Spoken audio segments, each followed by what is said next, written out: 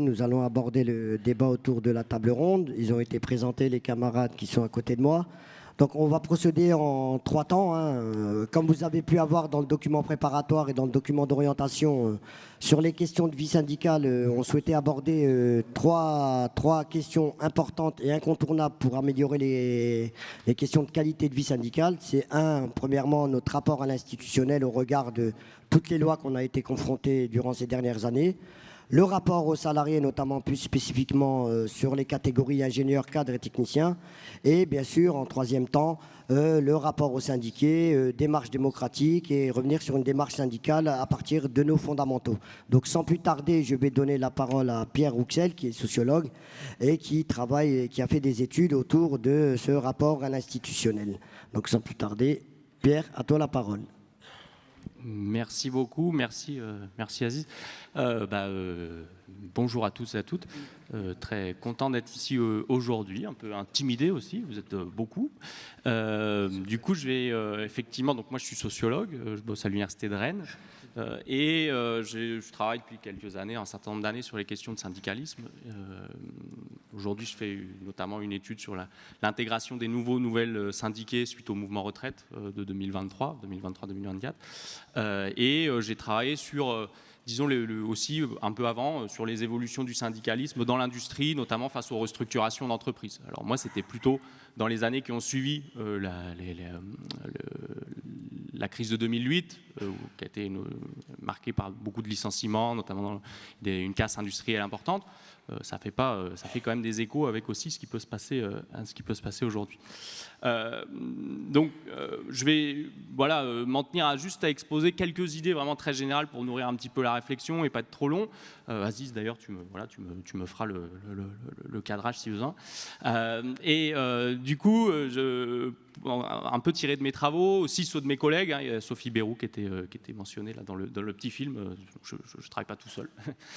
Donc c'est pas que moi, mais du coup je vais essayer de juste deux, trois idées en lien avec les questions que tu as présentées, Aziz, et notamment la question de l'articulation entre ce qui est appelé ici l'institutionnel, la participation dans les instances de représentation, dans la négociation collective, et l'animation d'une vie syndicale, pour reprendre le langage CGT.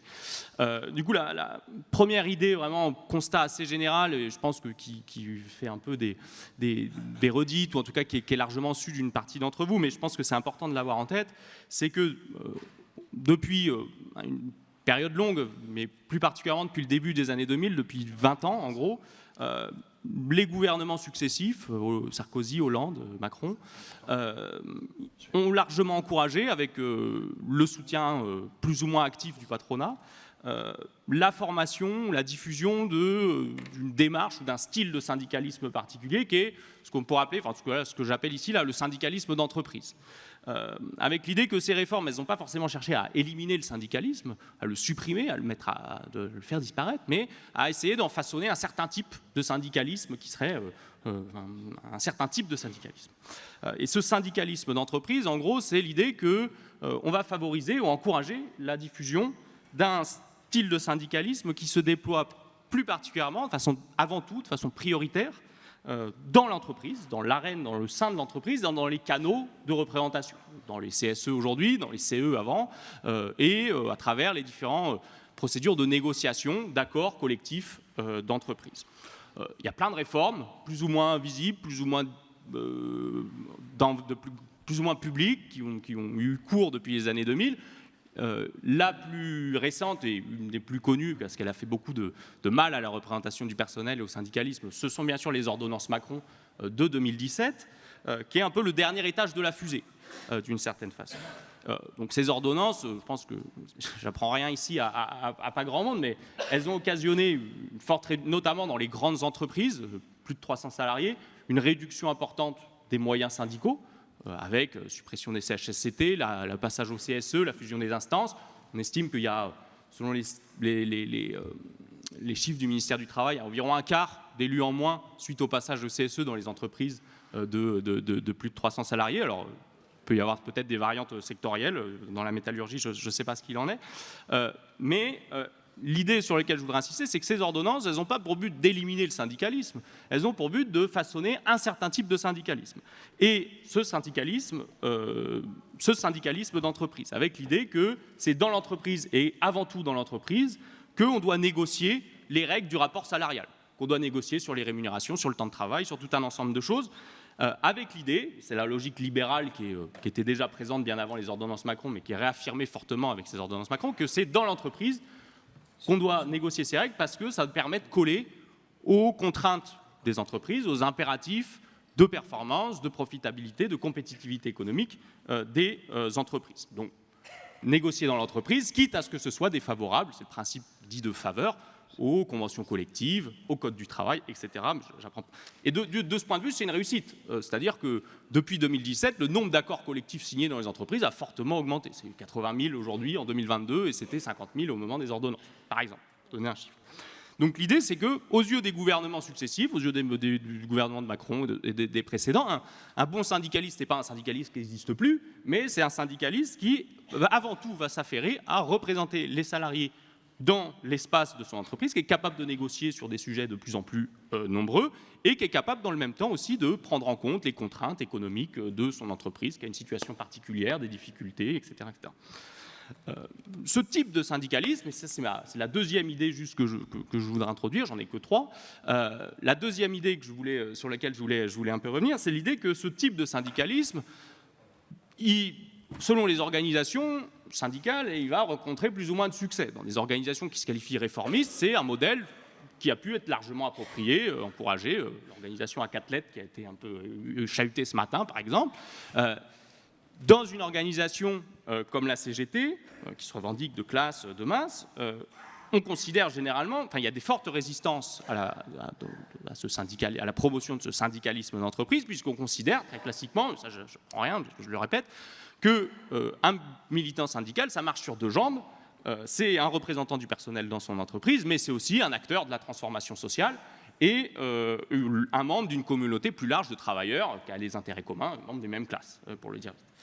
Et donc, moi, dans mes enquêtes, alors c'est les enquêtes qui ont quelques années déjà, mais j'ai beaucoup croisé des discours, des témoignages de syndicalistes, il y en aurait beaucoup dans cette salle, qui portent un regard très critique sur la promotion de cette idée, avec l'idée que les patrons engluent de plus en plus les représentants du salarié dans des réunions préparatoires, dans des cycles de négociations sans fin, etc. Et qu'à l'inverse, il faut maintenir une vie syndicale qui doit primer sur l'investissement dans le dialogue social, pour le dire comme ça, avec l'idée que c'est en entretenant des réunions, des pratiques qui ne sont pas dictées par l'agenda du dialogue social qu'on va permettre le développement d'un syndicalisme fort. À la fois en renouvelant les combats qu'on porte dans l'entreprise, parce qu'on va se nourrir d'expériences de lutte qui ont été menées ailleurs, par exemple, mais aussi en permettant de renouveler un peu les équipes, c'est-à-dire organiser des réunions syndicales régulières qui discutent de différents sujets, qui réfléchissent à un agenda revendicatif propre. Et c'est aussi une manière de mettre le pied à l'étrier, par exemple, à des syndiqués, en consultant leur avis, par exemple, et petit à petit de renouveler des équipes syndicales. Et ça, c'est un réel défi, puisque, et c'est largement intensifié par les ordonnances Macron, ce qu'on constate, c'est une large difficulté aujourd'hui à faire participer, à inclure les syndiqués dans les discussions et les prises de décision collectives. Là encore, c'est un autre, juste pour, je ne veux pas vous abreuver de stats, mais une autre statistique du ministère du Travail, qui a quelques années, qui est même avant les CSE, au moment de l'adoption des CSE, qui n'a pas dû s'arranger depuis, c'est l'idée qu'il y a seulement 30% des gens qui se déclarent syndiqués, alors là, ce n'est pas forcément la CGT, mais qui participent ponctuellement ou régulièrement à l'activité de leur organisation syndicale. Donc, entretenir une vie syndicale, faire des réunions régulières, solliciter les salariés, c'est aussi une manière de contrer cette dynamique croissante, cette difficulté croissante à faire participer des syndiqués et à entretenir et in fine à renouveler des équipes militantes. Donc c'est un point important. Mais, et c'est la troisième et dernière idée sur laquelle je voulais revenir, en dépit du fait que dans plein de syndicats, y compris en grande partie ici, j'imagine, il y a des résistances fortes à la diffusion de ce syndicalisme d'entreprise qui s'inscrit, qui s'encastre exclusivement dans l'entreprise et dans les instances de représentation du personnel, eh bien, ce que j'observais moi dans mes études, dans mes enquêtes de terrain, auprès de différents syndicats, dans différents secteurs, alors je travaillais sur la métallurgie en partie, mais pas que sur cette fédération, eh bien, c'est qu'il y avait aussi une diffusion un peu progressive ou lente de ce modèle du syndicalisme d'entreprise. Avec notamment cette idée que j'essaye de développer là dans mes travaux, que toutes les périodes de crise, de restructuration, notamment les phénomènes de désindustrialisation, ça entraînait des déstabilisations, des crises qui favorisent la diffusion de ce syndicalisme d'entreprise. Pour deux raisons principales. L'idée, c'est que au moment des licenciements, des restructurations, ce que j'observais dans les entreprises sur lesquelles j'ai travaillé, c'est qu'on change la ligne hiérarchique. Il y a des salariés qui sont supprimés, mais il y a aussi souvent un changement dans la ligne hiérarchique, dans les lignes managériales, et à la suite des plans de licenciement, des suppressions d'emplois, etc., eh bien, il y avait souvent un réinvestissement par le management, par les DRH, de l'idée qu'il fallait renouer le dialogue social, qu'il fallait réinvestir le dialogue avec les organisations syndicales, après des conflits parfois durs, et que, du coup, c'était une manière de pacifier le climat social dans l'entreprise. Et donc, moi, j'ai beaucoup interviewé des DRH qui, par exemple, me disaient, moi, je suis très pro dialogue social, j'investis fortement le dialogue social. Peu importe, on pourrait interroger pourquoi ces discours-là, est-ce qu'ils y croient, est-ce que c'est sincère, c'est pas trop l'enjeu ici, mais c'est plutôt l'idée que, en fait, ils sont d'autant plus disposés aujourd'hui, ces DRH, à revendiquer ce discours-là, que, en fait, aujourd'hui, par les évolutions de la loi que j'ai développées en première idée, ils ont tous les outils pour concilier ces négociations, ce dialogue avec les organisations syndicales, avec les stratégies économiques des entreprises. Moi, dans une entreprise de papeterie sur laquelle j'avais travaillé, le DRH me disait ça tout en investissant forcément ce qui était un accord, alors je ne sais plus si ça existe encore sous cette forme aujourd'hui, de compétitivité emploi, en gros, où en échange d'un investissement dans l'outil de production qui permettait de pérenniser l'usine, eh bien, on réorganisait les temps de travail pour faire en sorte que certains ouvriers ne travaillent plus le dimanche, que ça coûte moins cher, donc ça entraînait une baisse de rémunération. Donc, c'est en fait des dispositifs de négociation qui ne sont pas là pour gagner de nouveaux droits pour les salariés, mais bien plutôt pour s'ajuster aux contraintes d'objectifs de compétitivité économique. Donc il y a cette logique-là. Et au moment de ces épisodes de crise, de restructuration, eh bien, ce que j'ai beaucoup observé, c'est l'idée qu'il y a une forte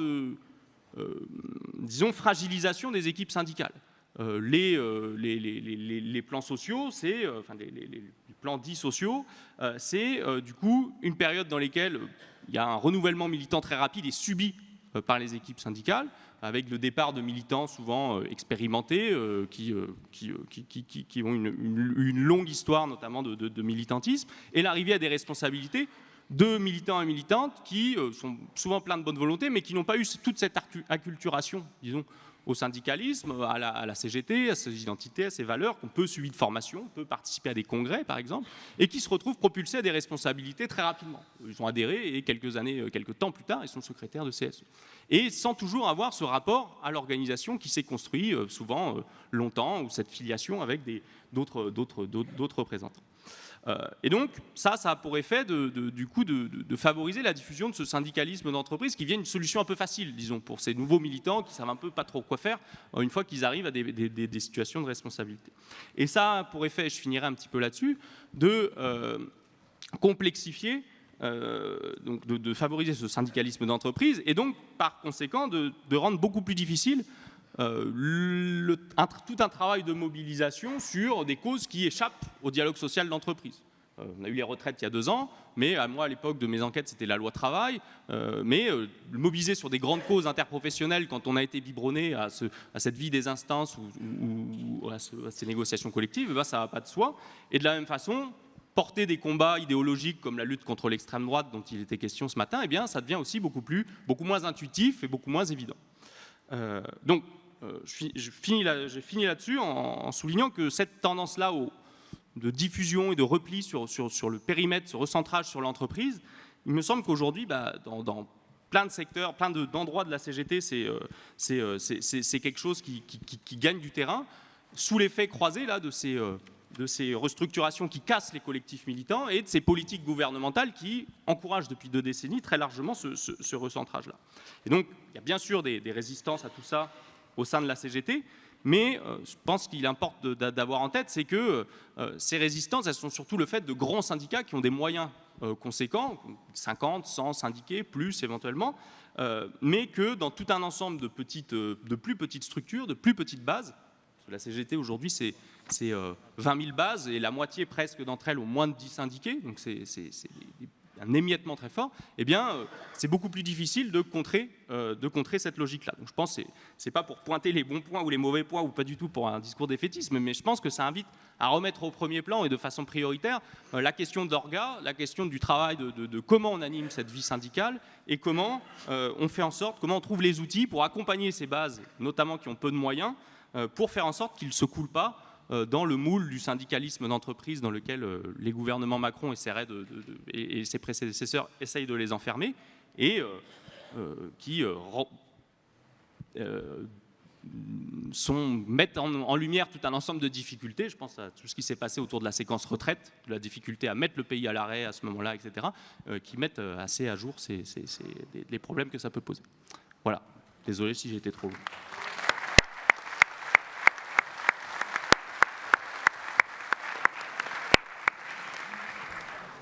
Merci Pierre pour ces travaux déjà que vous effectuez.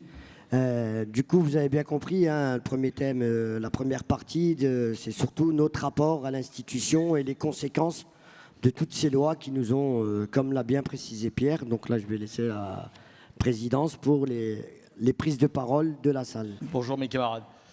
Je pense que les tables rondes, justement, elles ont une certaine complémentarité. Pourquoi elles ont cette complémentarité? Parce qu'en réalité, on doit redéfinir à un moment donné l'activité syndicale que l'on doit avoir, notamment sur la repolitisation syndicale. Éric l'a déjà souligné, Olivier tout à l'heure aussi sur la table numéro 1. De toute façon, c'est aujourd'hui un impératif, remettre cette politique syndicale en route dans les syndicats. Redéfinir aussi, et aussi j'en viens au thème aujourd'hui, sur la place du syndicat et quel rôle on a dans les CSE. Justement, aujourd'hui, on s'aperçoit, enfin depuis des années maintenant, et c'est pas nouveau, c'était même à l'époque des CE, le rôle qu'on a dans ce type d'instance a ses limites. Et aujourd'hui, non pas qu'il faut faire la politique de la chaise vide, bien au contraire, il n'y a pas de souci. C'est simplement aujourd'hui, il faut réaxer et garder beaucoup plus de temps syndical pour vraiment travailler autour justement de la vie syndicale. C'est un impératif. Qui dit aujourd'hui redéfinir la vie syndicale, dit à un moment donné mettre en place des vrais plans de travail sur la syndicalisation et sur plein d'autres domaines et sur la formation, sur le renforcement justement, et c'est par la formation qu'on arrive à faire évoluer aussi politiquement les camarades dans les syndicats.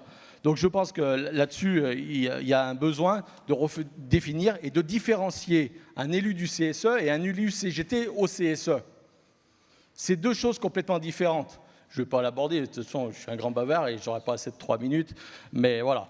Et je peux imaginer ça à travers ce qu'on vit, nous, dans notre département de la Loire, à travers deux situations. Celle de Vernet-Caron, où on a des vrais élus CGT qui mènent un combat phénoménal, justement, et aujourd'hui même, cet après-midi, on doit avoir le retour du tribunal de commerce pour voir qui est le repreneur de cette société-là. Et s'il y a repreneur, c'est parce que le combat a été mené syndicalement et l'UD de la Loire et l'USTM a pris part, bien évidemment, dans cette lutte.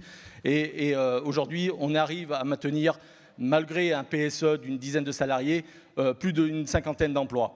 Donc, et de l'autre côté, on a une entreprise où il y a certes un DS-CGT, mais ce DS-CGT, clairement, il s'est enfermé dans l'institutionnel. Et il a accompagné la direction vers la fermeture d'une entreprise que certains connaissent dans le Nord, je pense, Benalu, chez nous, Ben Marel, qui malheureusement va fermer ses portes très rapidement avec 60 emplois sur le carreau. Donc il y a vraiment une différence entre un élu CGT au CSE et un élu CSE standard. D'ailleurs, les directions d'entreprise, elles ne se sont pas trompées. Elles essayent absolument de nous convaincre, même dans des bases syndicales convaincues, qu'il faut absolument dépolitiser le débat, alors qu'eux-mêmes sont largement politiques. Ludwig 10 secondes. Maintenant, il faut redonner de l'espoir. Et l'espoir, il passera aussi par le secteur politique. redonner de l'espoir, à un moment donné, c'est le barrage aussi au RN, c'est le barrage à Zemmour, c'est le barrage à tout ça. Donc 2026-2027 arrive, et il faut qu'aujourd'hui, il y a un impératif, c'est changer les lois. Et on l'a déjà souligné, autour des holdings, autour des refacturations, autour des management fees, et ça, c'est un impératif. Voilà, je ne vais pas développer parce que je pourrais Merci. vous bavarder. Merci. Se prépare au micro 4, Paula R. Sébastien, du syndicat Aubert et Duval. Bonjour les camarades, je m'appelle Teddy, j'appartiens au syndicat CGT Creuset. Si j'interviens aujourd'hui, c'est pour vous parler de la place qu'a prise de l'hôtelier dans nos syndicats par le biais du CSE. Il monopolise un grand nombre de camarades dans des réunions à rallonge dont la pertinence des réponses apportées est discutable. C'est dû au fait que nos directeurs ne sont que des hommes de paille. Chez Lizzy Creuset, depuis 2 ans, ils ont séparé notre entreprise en 2 établissements. Donc c'est 2 CSE et un CSEC. Ce qui nous obligeait à faire 2 listes pour les élections du CSE. Et le CSEC nous rajoute une charge de travail et de dépenses d'énergie en plus. Tout ça pour des réunions toujours aussi pauvres en info pour nous. Il nous faut reprendre la main sur le calendrier, faire comprendre aux nouveaux élus que notre seule obligation, c'est de défendre les intérêts des syndiqués et des salariés. Et certainement pas de répondre systématiquement présent aux convocations du taulier. Il faut que les camarades réinvestissent le terrain et non tomber dans le piège du patronat. Car en nous noyant dans l'institutionnel, ils nous sortent de l'atelier. Cela leur permet d'utiliser leurs sbires pour propager leur propagande. Il y a aussi un autre problème généré par toutes ces réunions, c'est que le poids des mandats n'est pas pris en compte dans notre charge de travail. Et nous devons constamment rappeler à nos collègues que si ça leur fait du boulot en plus, c'est à cause du taulier et qu'ils n'ont pas à le faire. Donc recentrons-nous sur notre mission syndicale, car nous ne sommes pas les partenaires du patron, et le dialogue avec eux, c'est une chimère. La seule chose qu'ils comprennent, c'est le rapport de force. Donc utilisons notre temps à préparer le rapport de force avec les camarades et les salariés, que ce soit dans les entreprises, UL ou tout autre endroit. Nous devons concentrer tous nos moyens sur la lutte. Vive le 43e congrès et vive la CGT. Bonjour les camarades. Je vais revenir sur ce que tu disais. La prochaine fois, au DRH, demande-leur ce que c'est pour eux la définition du dialogue social. Et après, on en reparle de ce que c'est pour eux le dialogue social. Moi, je voulais intervenir donc sur le rôle du CSE. À quoi ça sert? Et c'est ça qu'il faut, mes camarades, qu'on se pose comme question. Pour nous, à Aubert et Duval, à Pamiers, c'est simple. C'est la représentativité et les heures de délégation pour servir l'organisation. C'est tout. Ça sert qu'à ça. Pour les activités sociales aussi, mais pour aider les salariés à s'émanciper. Et pas les œuvres, comme on l'entend bien souvent. On n'est pas des curtons. On ne fait pas l'aumône aux salariés, mais on leur donne la possibilité de s'émanciper. Et ça, il faut que ces codes-là, on les ait dans notre tête. Pour nous, le CSE, c'est là où on récupère les infos. C'est là où on va mettre en difficulté nos directions sur des points juridiques qu'on pourrait utiliser. Par exemple, en octobre 2023, on fait acter à notre direction que les salariés, quand ils seront en maladie, récupéreront la totalité des congés payés. Ça a pu servir à des camarades au prud'homme pour les récupérer. Et c'est sur ça qu'il faut qu'on les piège, pas autre chose. Moi, j'aimerais qu'il y en ait un qui me dise qu'il a gagné en CSE des avancées majeures, qu'il a gagné des droits sociaux importants. Aucun. Aucun. Qui me le dise que je me trompe. Et ça, c'est important qu'il faut qu'on l'ait en tête. Aussi, nous, sur les CSE, par rapport aux élections, on est arrivé à porter, alors j'ai entendu dire qu'on était politisé, qu'on était ceci. Ben oui, j'en suis fier. La CGT, on doit être politisé. Sinon, on n'est plus un syndicat de transformation de société. Et on devient comme la CFDT. On fait de l'accompagnement ou comme il faut. Et c'est ça qu'il faut qu'on ait en tête. On ne sert pas la soupe aux partis politiques. Par contre, on fait de la politique. Parce que quand on se bat pour les retraites, quand on se bat pour la convention collective, quand on se bat pour des grandes avancées sociales et la sécurité sociale, on fait de la politique. Ce n'est pas dans nos tôles qu'on va le changer, ça. Donc ça, c'est important qu'on l'ait en tête. Et ces CSE, tu le disais tout à l'heure, il y a 2 axes. Ben oui, il faut continuer à faire des déclarations politiques. Il faut continuer à mouiller nos directions là-dessus. Et ça, je pense que c'est important. La formation. Combien encore on a de camarades, et ça, on en parlait tout à l'heure, et on en parle depuis le début. À quel moment on parle des formations dans les entreprises? on met des camarades au CSE, on ne leur donne aucune formation. C'est obligatoire. Obligatoire d'avoir la formation niveau 1, la formation de prise de mandat. Comment on veut qu'il y ait des camarades qui sachent faire des éco-CSE, qui sachent faire du CSE, s'ils n'ont même pas été formés par l'organisation?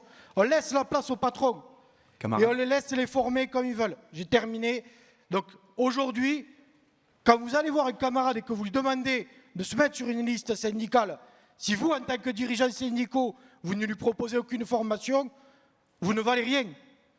C'est clair. C'est obligatoire la formation, sinon ils ne font rien. Merci et vive la CGT. Bonjour les camarades. Ceci est mon premier congrès. Merci beaucoup. Merci.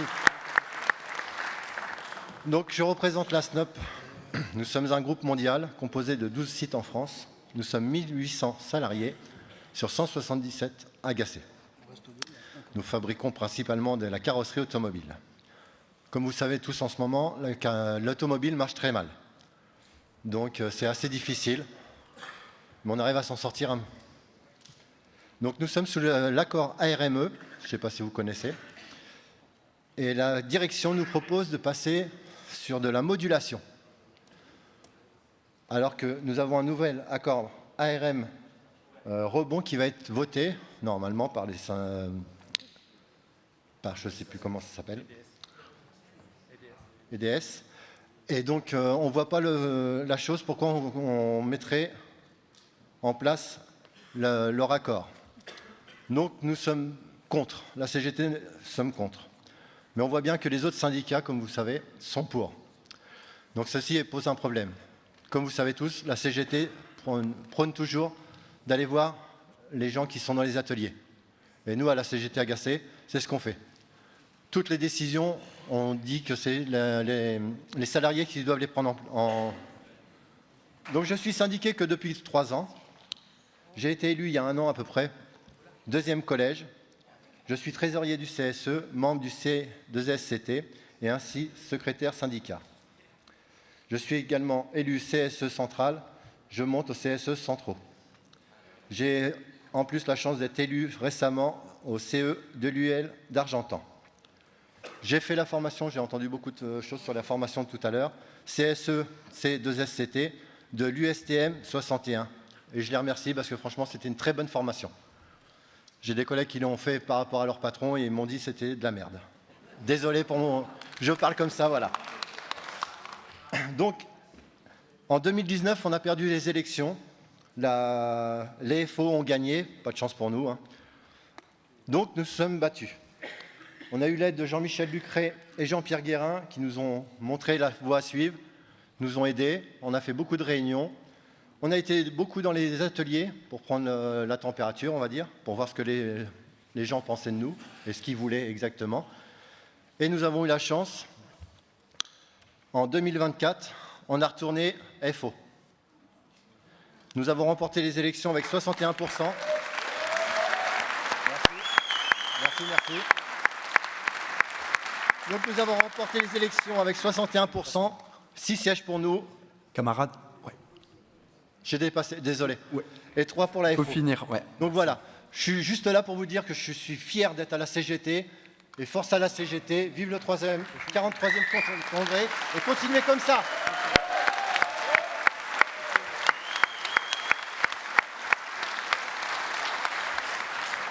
Se prépare au micro 2 de Vulder Mathieu du syndicat HME Boise-Torel. Bonjour les camarades, Maxime Léonard du syndicat CGT Airbus SAS à Blagnac dans la banlieue de Toulouse. On est 11 000 salariés dans mon entité et on forme un alliage, une US qu'on appelle d'à peu près 30 000 salariés sur la branche avion d'Airbus, dont beaucoup d'ICT. Ce que je voudrais témoigner aujourd'hui, c'est l'impuissance que l'on constate dans les IRP, donc dans les instances représentatives, que ce soit en CSE ou lors des négociations d'accords. Souvent, alors nous, on est dans un paysage où on pèse peu, en fait, dans le paysage syndical. On est sur l'US, on est à moins de 10%. Dans le groupe, on est à 12%. On essaye pourtant de se battre dans ces instances en amenant des arguments construits, basés sur des études, basés sur les retours de terrain. On essaye aussi de convaincre les OS qui pèsent dans les signatures, mais j'allais dire, là, sur les dernières années, depuis le Covid, puisque moi c'est cette période que je connais en tant que mandaté, c'est relativement vain et frustrant. On se rend compte qu'on a très peu de poids s'il n'y a pas de mobilisation des collègues derrière. Pour autant, on essaye d'utiliser ces instances et d'aller au-delà pour justement s'appuyer sur ce qui se passe dans ces CSE, pour consulter les salariés, pour leur dire ce qui se passe et leur demander leur avis. Et on utilise aussi le levier de la presse pour communiquer, parce que notre direction est très chatouilleuse vis-à-vis de son image et elle n'aime pas qu'on étale sur la place publique ce qui se passe dans l'entreprise. Voilà, elle est très sensible à ça. Donc ça, c'est un début de rapport de force, on peut dire. Et je voudrais témoigner aussi, donc j'ai parlé du terrain.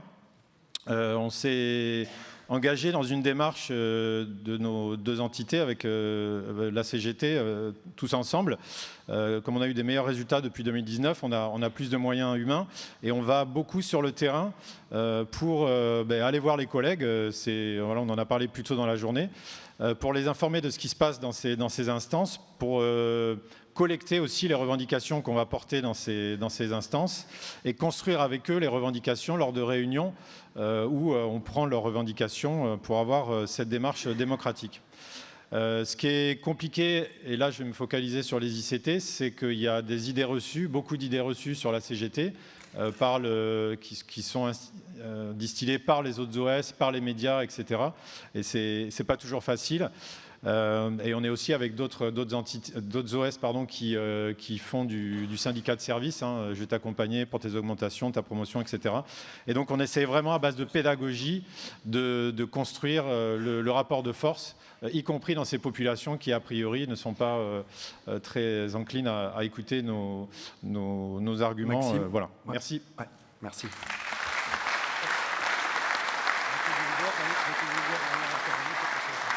Ouais, Mathieu sera le dernier intervenant et je redonnerai la parole à la table ronde après. Donc bonjour à tous, moi c'est Mathieu, ou Matou, je préfère. Jeune élu pour mon deuxième mandat et c'est mon premier congrès aussi, comme beaucoup ici.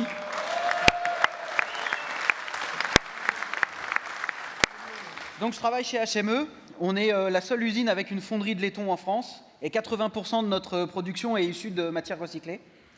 Donc je voudrais illustrer un petit peu ce que d'autres camarades ont dit en parlant de la formation, parce que c'est quelque chose qui marche vraiment sur le terrain. Donc moi j'ai découvert les syndicats pendant une commission paritaire au CFA, donc j'étais encore en formation. Et c'est là que j'ai rencontré JP, donc si vous ne savez pas qui c'est notre champion du monde amateur de trip. Il prend les commandes au stand HME.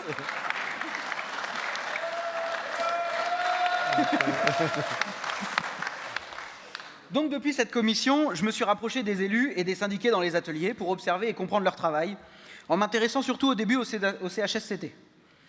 Donc depuis, j'ai pris mes responsabilités un peu en douceur, en commençant par respecter ma promesse faite aux CGTistes de l'entreprise et en prenant ma carte dès le lendemain de mon embauche dans l'entreprise.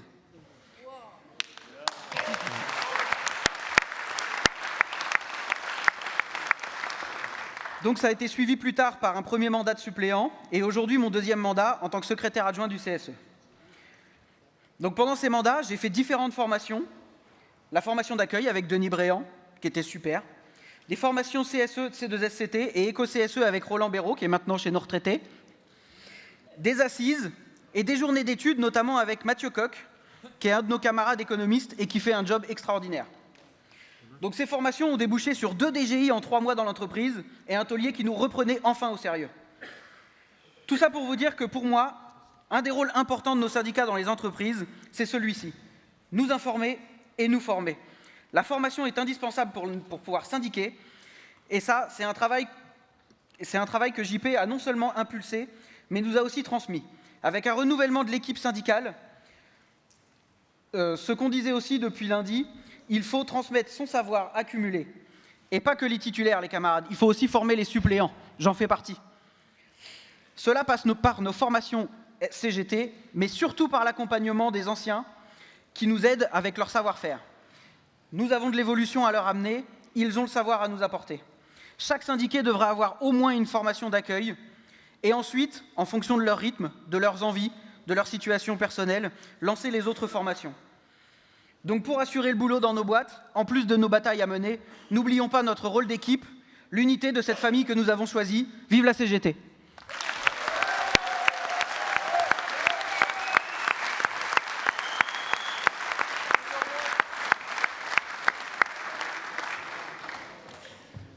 Aziz, je te laisse reprendre la main.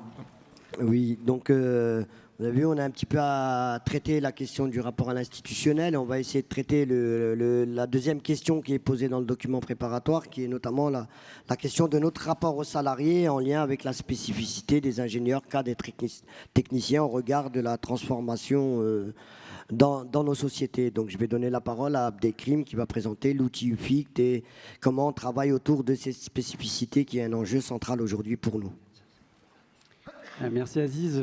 Donc effectivement, je pense qu'il est bien de rappeler en quelques mots le concept d'UFICT. Donc faut savoir qu'en fait la spécificité de la CGT pour les ICT, elle existe depuis 1963. Donc un peu plus de 60 ans maintenant qu'on s'est structuré pour répondre justement aux attentes et aux spécificités des revendications des ingénieurs et cadres et techniciens.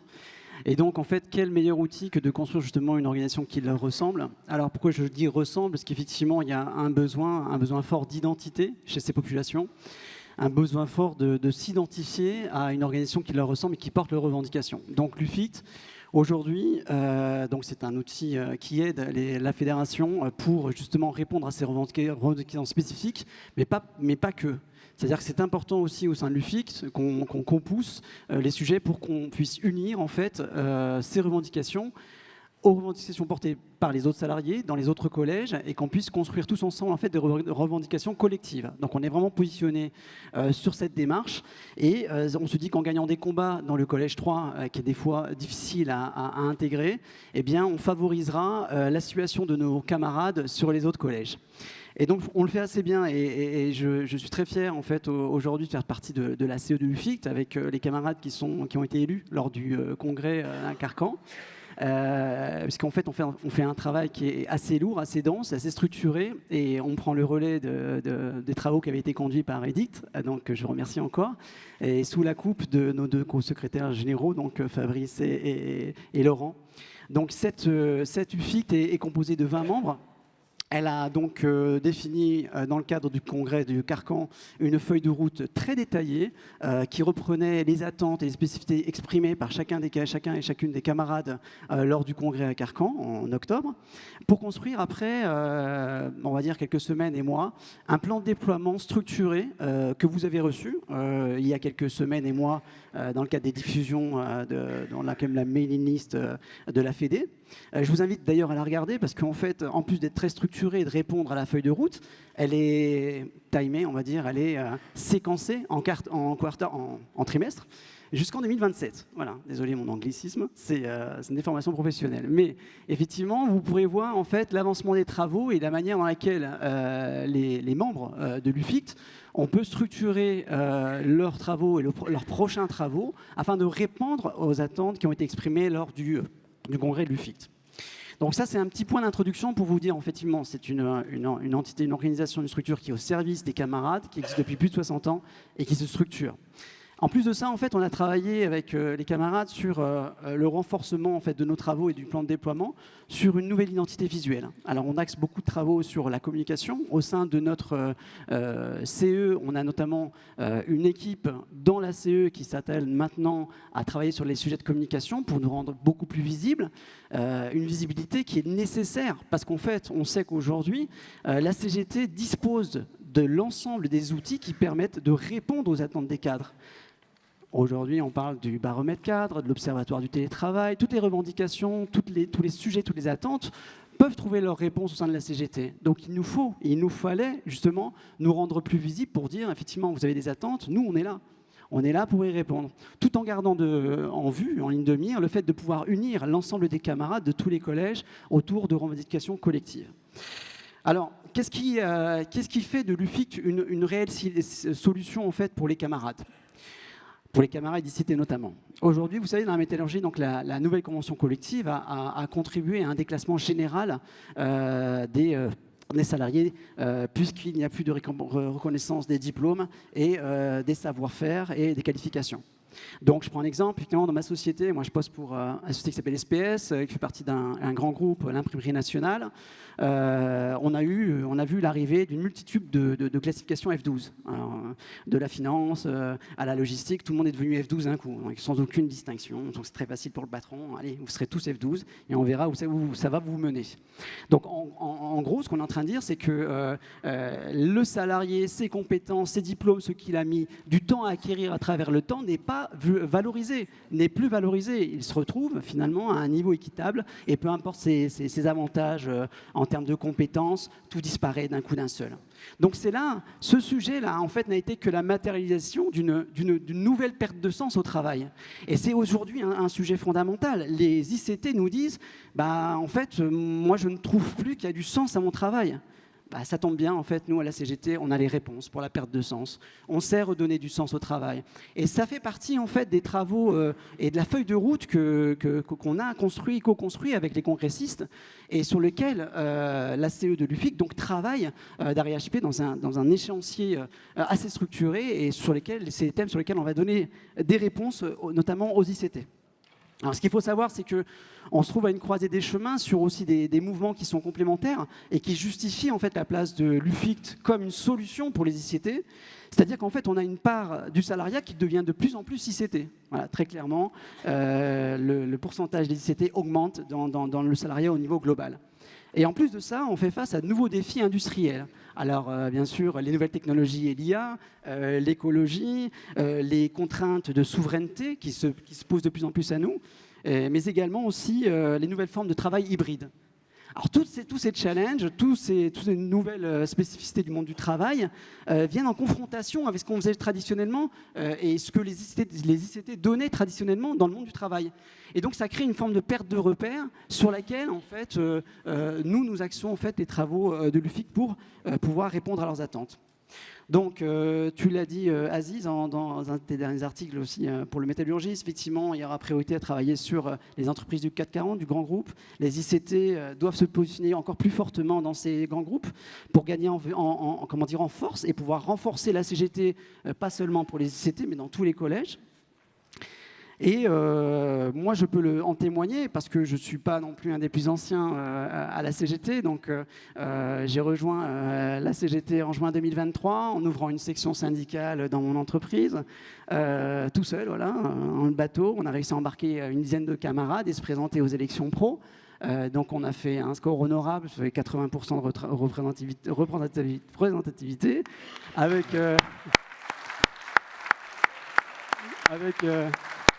donc 100%, en fait, les CGT n'existaient pas, donc on est plutôt fiers de ça. On avait 100% de représentativité au premier collège, 100 au deuxième et 50 pour une première introduction sur le collège 3. Donc, c'est pour vous dire combien, en fait, en utilisant les outils mis à disposition par la CGT, par l'UFIC, on arrive à gagner et à pénétrer même des collèges qui nous paraissent par moments inaccessibles. Et là, je remercie, en fait, dans cette ascension pour la CGT, tous ceux qui m'ont aidé, et nombreux sont autour de la salle, depuis les antennes locales, régionales, mais aussi au niveau de Montreuil, service communication, Virginie, Edith, tout le monde, pour justement faire de cette victoire chez SPS une victoire collective. Donc voilà, simplement quelques points de repère concernant les travaux qui sont menés par l'UFIC. C'est effectivement cette reconnaissance des diplômes, des qualifications, l'obtention de droits individuels et collectifs, par la reconnaissance justement du rôle important que jouent les ICT au sein des organisations. La réelle réduction du temps et de la charge de travail pour respecter un équilibre de vie privée et vie professionnelle. Enfin, toute une somme de choses qui sont très structurées. Je vous invite à aller regarder notre plan de déploiement. Et merci au secrétariat de l'UFIC qui fait un travail super.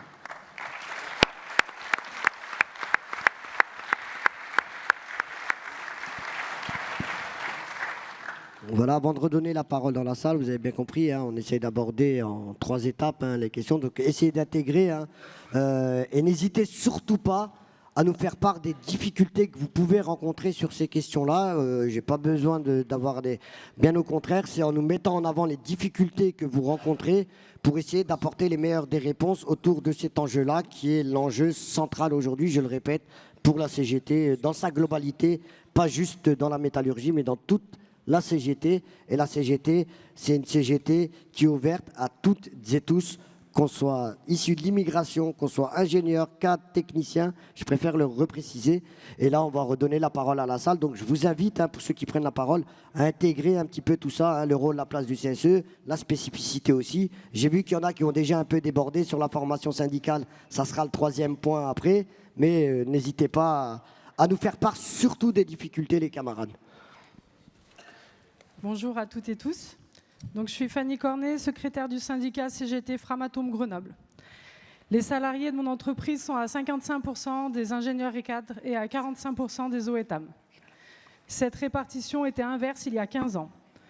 Pour continuer d'exister et pour se développer, notre syndicat a dû s'adapter à cette nouvelle répartition et être davantage attentif aux besoins des ingénieurs et cadres qui, il est vrai, viennent moins naturellement vers la CGT. De première OS non majoritaire en 2015, nous sommes passés à 53% de représentativité en 2019, puis 64% lors des dernières élections de 2023, dont 48%.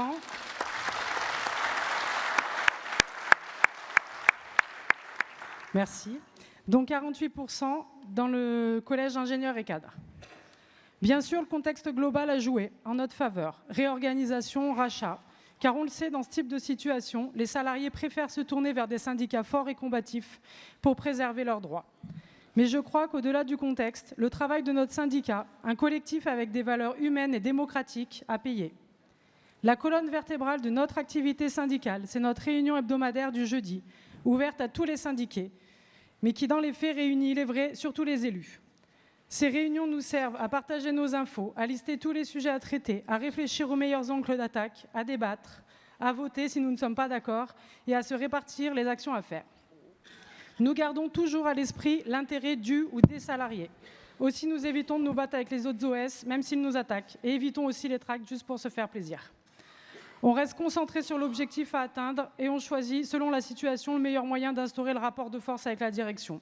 Tracts, AG de salariés, articles de presse, grève, saisie de l'inspection du travail, action intersyndicale.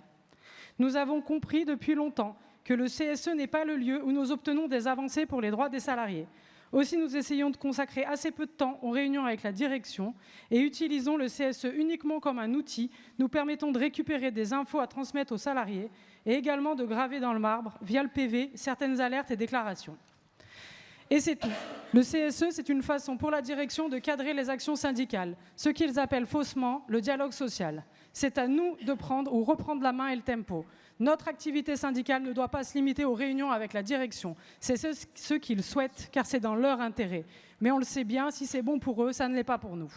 Nous sommes un syndicat de terrain. Les sujets à traiter, tout comme notre légitimité, viennent des salariés.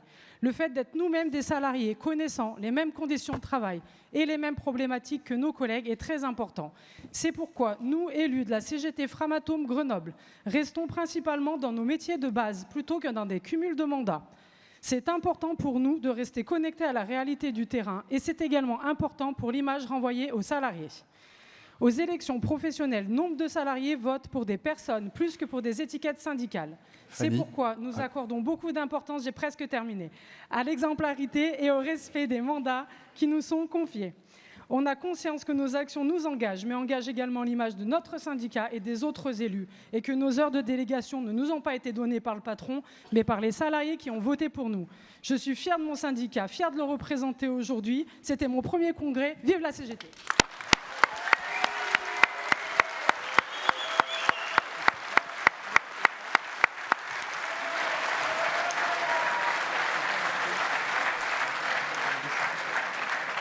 Bonjour tout le monde, Vincent Martella de la CGT Alstom Saint-Ouen et je suis là au nom de l'USTM 93. Moi je vous mets un peu de contexte. Chez nous à Alstom, à Saint-Ouen, on est 3000 ingénieurs cadres et techniciens sur 2 établissements, dont le siège. Et lors des dernières élections, on est passé 2e organisation en passant de 16 à 38% de représentativité.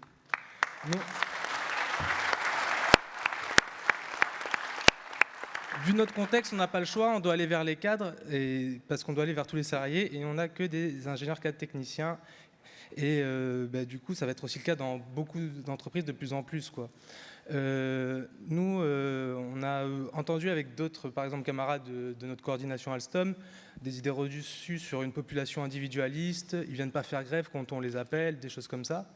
Ce que je leur ai proposé, c'était un exo de pensée. On a un ingénieur cadré technicien, il a fait des études sup, peut-être un diplôme, il est dans son premier taf, il n'a jamais eu de cours ou entendu parler d'histoire sociale ou de syndicats. Il a été uniquement bassiné toute sa période scolaire avec le mérite et de si on veut, on peut. Et dans la majorité des médias et la culture, on sait ce que ça donne. Donc là, tu es assis à ton bureau et il y a un CGTiste avec une chasuble que tu n'as jamais vu qui vient et dit « Allez, on descend, on va bloquer l'usine ». Il faut imaginer que là, il n'a aucun repère, quoi. Donc nous, ce qu'on dit, c'est ok, c'était peut-être plus simple d'avoir une approche dans le monde ouvrier, mais là, on a vraiment un imaginaire qui a à reconstruire, quoi. Ce cadre, il n'est pas par nature individualiste, méprisant ou hautain. Et là, je parle des cadres, des cadres de tous les jours, pas du CODIR. Hein. C'est vraiment maintenant la base, nous, à Saint-Ouen, c'est que la majorité, c'est des cadres. Et cette distinction, elle n'est pas naturelle. C'est une distinction qui a été construite depuis très longtemps. Le patronat, il milite et il paye des campagnes pour influencer le débat public. Et il s'en cache même pas. Pour propager dans tous les médias les mythes du petit patron, mais aussi la distinction entre les classes moyennes supérieures, etc. Mais du coup, nous, après, la suite, elle est où notre proposition politique ? Où est-ce qu'elle est passée, l'éducation de la CGT envers les travailleurs, quoi ? Parce qu'il faut se rappeler que le vote ouvrier, il a été construit justement comme ça, avec de l'éducation politique. Alors maintenant, il y a un espèce de vote automatique qui est là, mais il ne faut pas que ce vote automatique fasse oublier qu'il faut toujours continuer le travail politique de la CGT. Donc, et nous, c'est sur ça dont on parle aussi, c'est finalement la double besogne, transformer la société. Le rôle du syndicat doit être de conscientiser et de repolitiser les salariés sur le travail. Si on suit juste le sens du vent, on va devenir peut-être un syndicat avec peut-être plus de meilleurs résultats, mais juste un syndicat d'accompagnement, on ne sera plus la CGT. Donc nous, il y a un sujet, c'est chez nos adhérents, rappeler les bases. Et alors c'est clair que chez les ICTAM, il y a des... Vincent. Ouais, il y a des...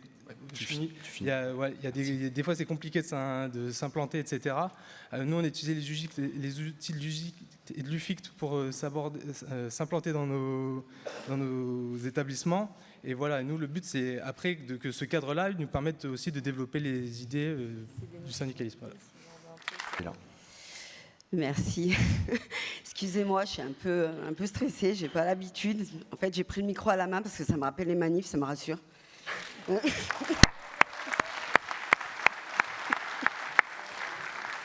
Moi, en fait, je suis déléguée syndicale à la CGT. De voir Fabrice, ça me rassure parce qu'il est avec moi.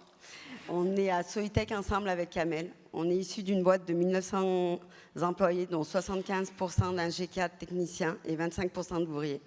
À la dernière élection professionnelle, on a fait 51% à la CGT. Pour une boîte de 4, c'est quand même bien.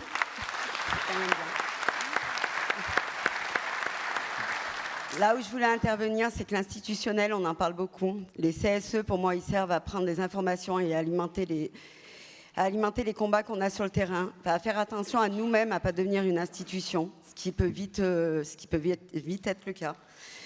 On a à la CGT Soitec, on fait des journées d'accueil pour tous les employés de Soitec. On se sert des congés de formation économique et sociale afin de connaître la CGT. Et grâce à ces journées, on arrive à syndiquer de plus en plus de personnes. Parce que la CGT, on en parle beaucoup. Moi, la première, avant d'y rentrer, je ne savais pas du tout qui était Ambroise Croizat. Pour moi, c'était un nom de rue. J'ai appris, grâce à la CGT, à savoir ce que c'était. Et ce qu'on alimente le plus, en fait, c'est le travail de terrain. Le travail de terrain est très important. La proximité est la chose la plus importante pour moi à la CGT. La proximité a fait que nous, à Soitec, c'est même plus nous qui allons chercher les employés, c'est les employés qui viennent nous chercher pour se mobiliser. Récemment, on a eu 2 heures de débrayage qui ont permis, simplement par les équipes week-end et suivies par les équipes semaine, à réussir à faire embaucher 9 CDD.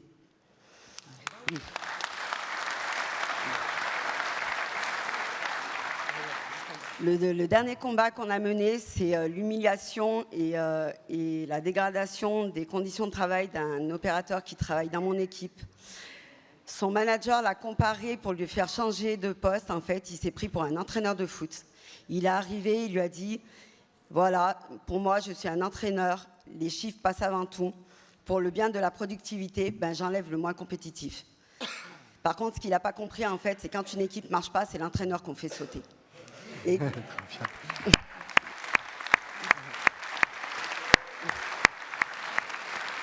Grâce à la mobilisation de toute une équipe qui nous a interpellés, je le sais, c'est mon équipe, qui nous a interpellés et on a pu interpeller la direction, on a fait annuler cette mutation et on a fait obtenir une sanction à ce manager.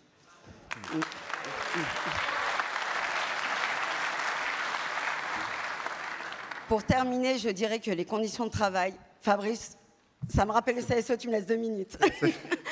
Pour 10 secondes. Pour les conditions de travail et pour la santé morale en fait, des personnes, pour moi, c'est la chose la plus importante. On a perdu des personnes à l'intérieur de Soitec. Bien sûr, ça a été très difficile, on s'est demandé et on se posera toujours les bonnes questions. Personne n'a le droit de venir la boule au ventre. Personne n'a le droit d'être détruit par son boulot. La priorité, c'est vrai que c'est qu'on doit gagner au niveau financier. Mais par contre, il y a une chose que l'argent n'achète pas. On peut acheter des médicaments avec l'argent, mais on n'achète pas la santé. Voilà, c'est tout ce que je voulais dire.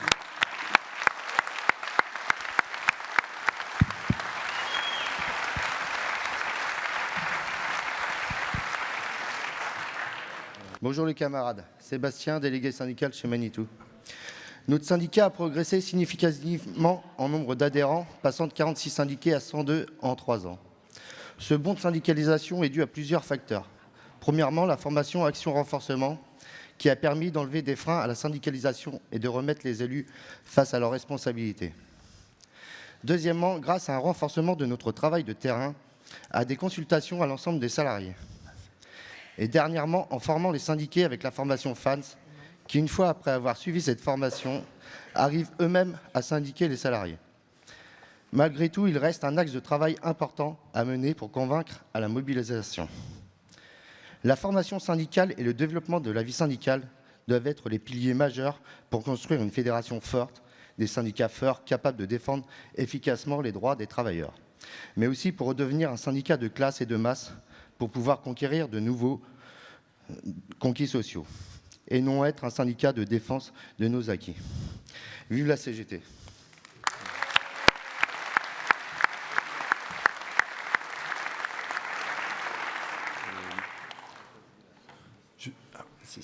C'est bon, ce sera au micro 1, donc Nina, désolé. vas-y. Salut les camarades. Donc, moi, c'est Nina, je suis la secrétaire générale du syndicat Safran-Châtellerault.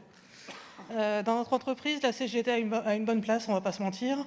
On a tout pour réussir. Nous sommes majoritaires, nous avons la gestion du CSE, nous avons les moyens, autant au niveau du temps, autant au niveau financier. Étant majoritaire, toutes les décisions rendues d'avis sont l'expression de la position de la CGT. Lors des appels à la grève, les salariés nous suivent et apprécient manifester dans toute notre usine. Nous sommes présents et partie prenante dans notre UL, notre UD et dans notre USTM. Le CSE, géré par une majorité CGT, propose de beaux voyages, de belles sorties, il y a beaucoup de sections sportives, etc. La panoplie de choses proposées est telle que notre direction en fait la publicité pour le recrutement. Je sais que je suis en train de vous vendre du rêve et que beaucoup aimeraient avoir nos moyens. Sauf que ce que nous vivons, ce n'est pas vraiment un rêve. Lors de nos dernières élections, nous avions mis en place un secrétaire de CSE et une secrétaire adjointe. L'un étant spécialisé sur la partie économie, l'autre sur la partie activités sociales et culturelles. Nous avions mis ce binôme en place afin de donner un renouveau au CSE. Tout était très beau sur le papier. Oui, mais voilà, certains élus CGT, étant depuis très longtemps anciennement élus au CE, et puis maintenant aux ASC, ne les trouvaient visiblement pas assez compétents, et à force de critiques, de rabaissements et autres joyeusetés, notre binôme a démissionné de son rôle au CSE, mais a aussi démissionné de son rôle d'élu. Et puis pourquoi s'arrêter là? Ces personnes se vantant que de toute façon c'est grâce aux ASC que l'on gagne les élections, aucun effort n'a été fait. Et 6 élus de plus ont été découragés et se sont mis en retrait. Et même comme ça, selon eux, ils restent les meilleurs, car ils organisent les voyages et font du travail de terrain en accompagnant les enfants en colonies de vacances. organisant souvent des casse-croûtes entre eux, payés entre eux par les frais du CSE, car c'est leur récompense pour avoir bien travaillé. De notre côté, nous, on commence à se trouver un peu bien couillons, à passer du temps dans les bureaux et dans les ateliers pour aider et prendre en compte les revendications des salariés. Nous avons essayé les tentatives de conciliation, l'intervention de tierces personnes, et nous restons face à un mur. Nous nous sommes déclarés irréconciliables et devons maintenant avancer comme cela jusqu'aux prochaines élections. Nous devons préparer la construction de quelque chose de nouveau, avec de bonnes bases et une bonne communication. Nous sommes forcés de constater que nous n'avons pas su gérer la mise en place du CSE avec la fusion des 3 instances, et nous n'avons pas su créer une articulation entre le syndicat et une partie du CSE. Lors du dernier congrès de la Confédération, des difficultés ont également été rencontrées, démontrant que la CGT s'épuise à lutter contre des conflits internes. À nous maintenant de revenir à nos bases, à continuer le militantisme, à continuer d'œuvrer dans l'intérêt des salariés, à lutter contre la réforme des retraites et pour la préservation de nos services publics. Vive la paix, vive la solidarité, vive le 4e congrès et vive la CGT.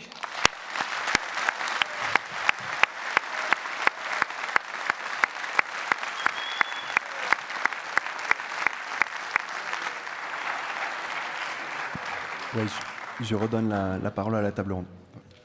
Donc, on va terminer sur le dernier point important et structurant pour nous sur les questions de vie syndicale, qui est la démarche syndicale, notamment liée autour de la formation syndicale. D'ailleurs, on a déjà quelques-uns qui ont abordé ce sujet sur la formation syndicale. Et je vais donner la parole à David Picot, qui est lui le responsable de la formation syndicale pour la fédération. Oui, merci Aziz. En effet, lors de vos interventions, vous avez évoqué plusieurs fois la formation syndicale. On va parler du rapport aux syndiqués et on va parler aussi de 3 formes de syndicalisme. Le syndicalisme de délégation, qui va être surtout dans l'entre-soi. Le syndicalisme institutionnel, vous l'avez évoqué beaucoup, ce sont les élus qui font fonctionner le syndicat.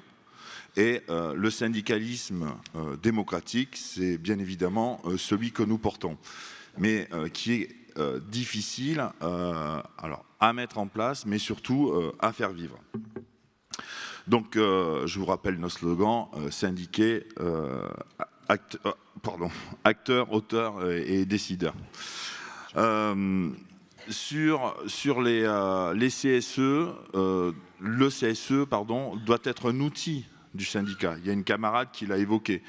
Il faut que le CSE soit un outil et pour cela, on a un levier, c'est la formation syndicale. Vous avez évoqué aussi nos formations généralistes. Alors, aller à la formation de nos formations généralistes, c'est-à-dire les anciens niveau 1, comme s'impliquer à la CGT, mais on peut constater les difficultés que nous rencontrons pour accéder à ces formations. Donc là-dessus, la fédération, elle a mis en place une formation d'accueil qui est disponible.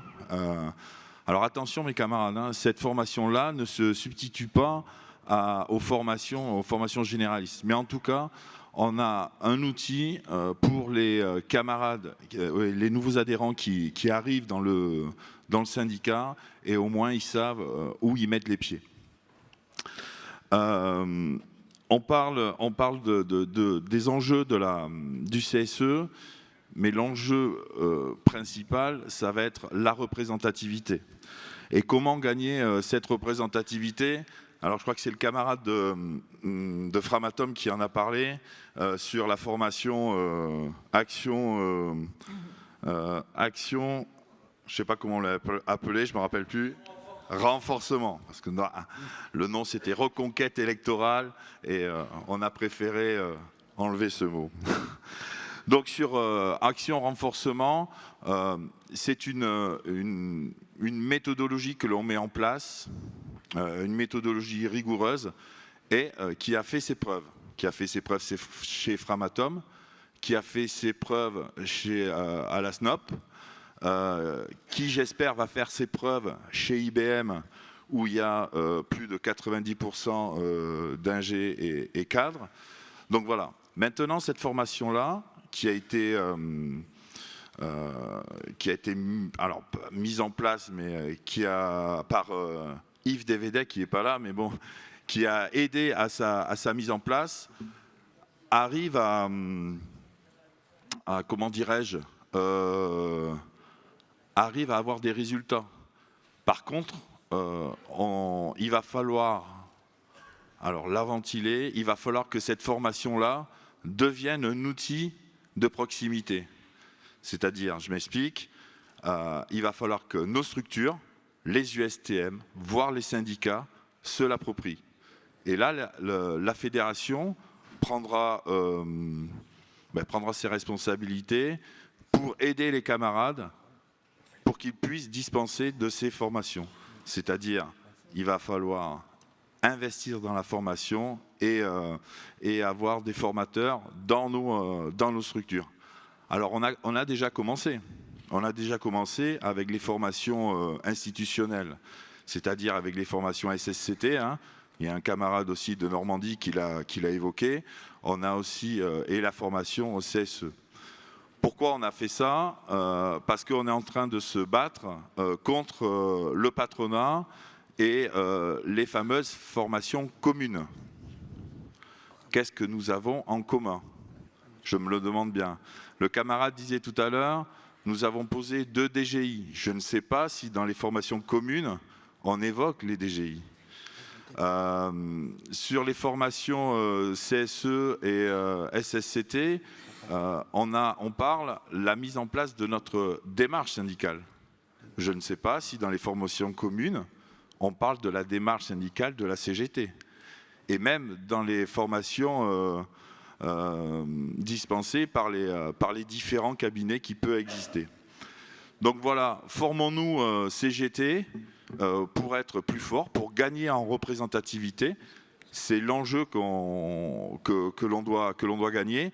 Le camarade à côté de moi le disait aussi, hein, au niveau des ICT, hein, il va falloir aller vers cette population. Hein. Ils ne mordent pas, hein, ça c'est sûr. Donc il va falloir aller vers ces ingénieurs et cadres, vers regagner un peu de travail de terrain. Et je peux vous dire que ça marche parce que tous les résultats sont positifs. Voilà. Bonjour les camarades. Donc Gérald est pour l'USTM 44. Avoir des syndicats qui prennent leur place et leur rôle. L'activité syndicale, la renforcer, c'est une urgence. Dans un monde, un pays et une époque qui vivent un recul social permanent, les attaques contre les salariés sont en accroissement. Pour y répondre, nous devons avoir une activité syndicale qui passe par la qualité de vie syndicale, suivie, soutenue et engagée. Sur le département, nous menons la formation comme l'axe prioritaire de notre activité. Par la formation d'accueil d'un maximum de camarades, la formation SSCT avec le soutien de la fédération, les formations CSE. Cette activité ayant un but, retrouver des syndiqués engagés dans notre organisation et des élus outillés pour mener la bataille des idées avec les salariés et contre le patronat. L'activité de notre USTM passe également par des journées d'études, comme il y a quelques semaines, avec le soutien de la fédération, pour aider les élus à décrypter la fiche descriptive d'emploi. Pour mener dans les entreprises la démonstration auprès des salariés que le patronat, avec ses collaborateurs sociaux, que sont FO, CFDT et toute la clique, ont détruit et écrasé les salariés en s'accordant sur le pire recul social de notre branche. Nous avons également renforcé l'activité syndicale en déployant la formation Action Renforcement, dont tu faisais signe, David, qui porte un plan d'action ciblé sur la vie syndicale des syndicats d'entreprise. Cette formation aide les bureaux à remettre une activité syndicale de qualité au centre de leurs priorités. Et ça a porté ses fruits, avec un renforcement du taux de syndicalisation et des résultats probants aux élections. Je ne serais pas complet si je ne parlais pas du travail remarquable des camarades du département pour faire barrage au RN, ces traîtres aux salariés lors de la destitution du gouvernement par la tête à claque qui nous sert de président. En résumé, pour développer une activité de qualité et soutenue, cela passe par la formation syndicale pour développer des syndicats forts qui œuvrent sur le terrain au plus près des salariés, avec les salariés et pour les salariés. Car notre CGT est et doit rester le syndicat des travailleurs et des laissés pour compte. Mes camarades, ne laissons pas la place au diktat capitaliste qui se nourrit de la souffrance des peuples et des travailleurs. L'activité syndicale doit préparer l'avenir avec une CGT organisée pour lutter. Vive la CGT, vive la FTM et vive le 43e.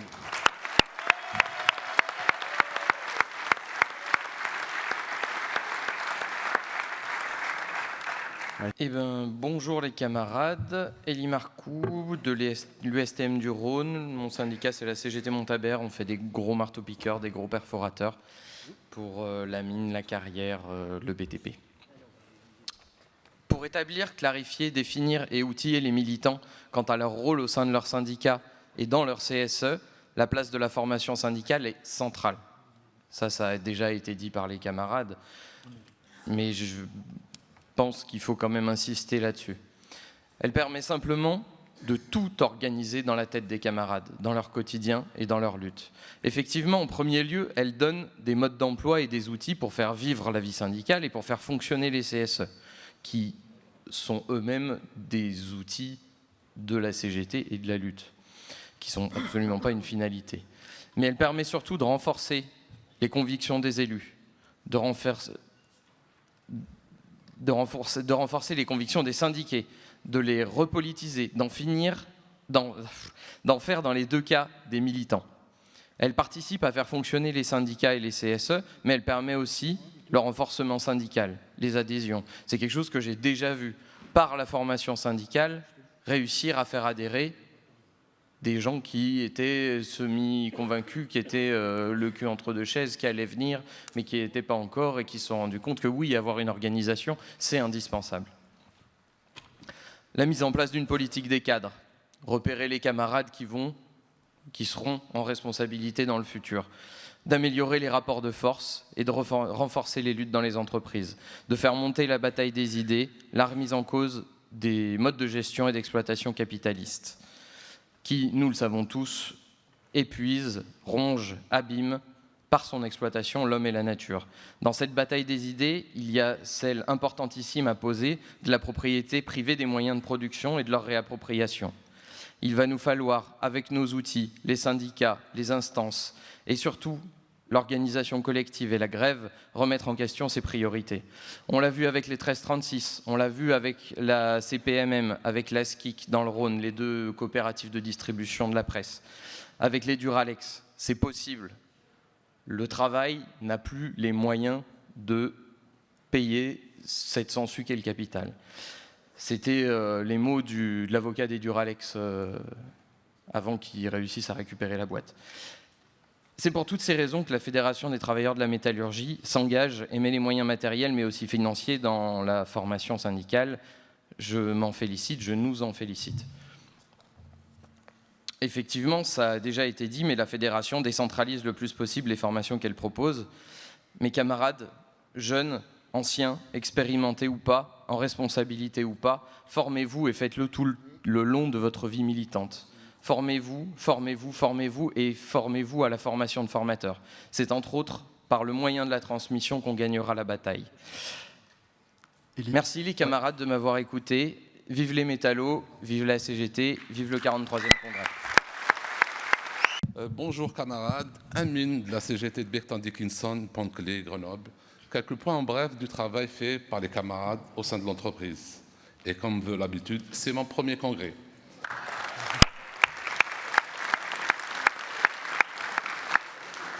« 250 embauches après avoir fait intervenir l'inspecteur du travail sur les déclarations d'effectifs intérim CDI. En 2 ans, on est passé de 100 personnes à 200 personnes, à 200 adhérents plutôt. Plus de 51% sur le collège 1 et 2, sur les votes des mandataires aux commissions.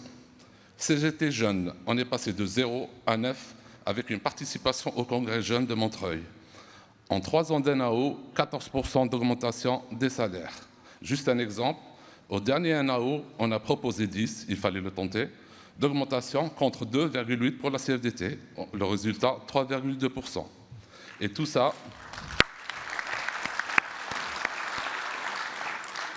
Et tout ça grâce à l'implication des camarades. Leur présence H24, 7 jours sur 7, délégués, suppléants, passer dans les ateliers, dans les bureaux, tracter, faire des sondages, faire des AG au moins 2 fois par mois pour décider de la stratégie à mettre en place et faire un bilan du travail déjà effectué. Merci, bon congrès et vive la CGT. Bonjour les camarades, Jean-Philippe Frény, délégué syndical de Feu, Maridi, Argentan.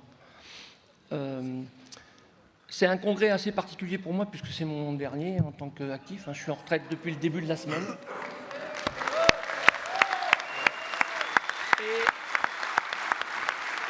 Et c'est devenu particulier au fur et à mesure des débats parce que, avec une grande fierté, comme beaucoup de camarades autour de moi, on a énormément apprécié le fait que beaucoup de jeunes qui assistent à leur premier congrès prennent la parole. Et ça, c'est encourageant pour nous.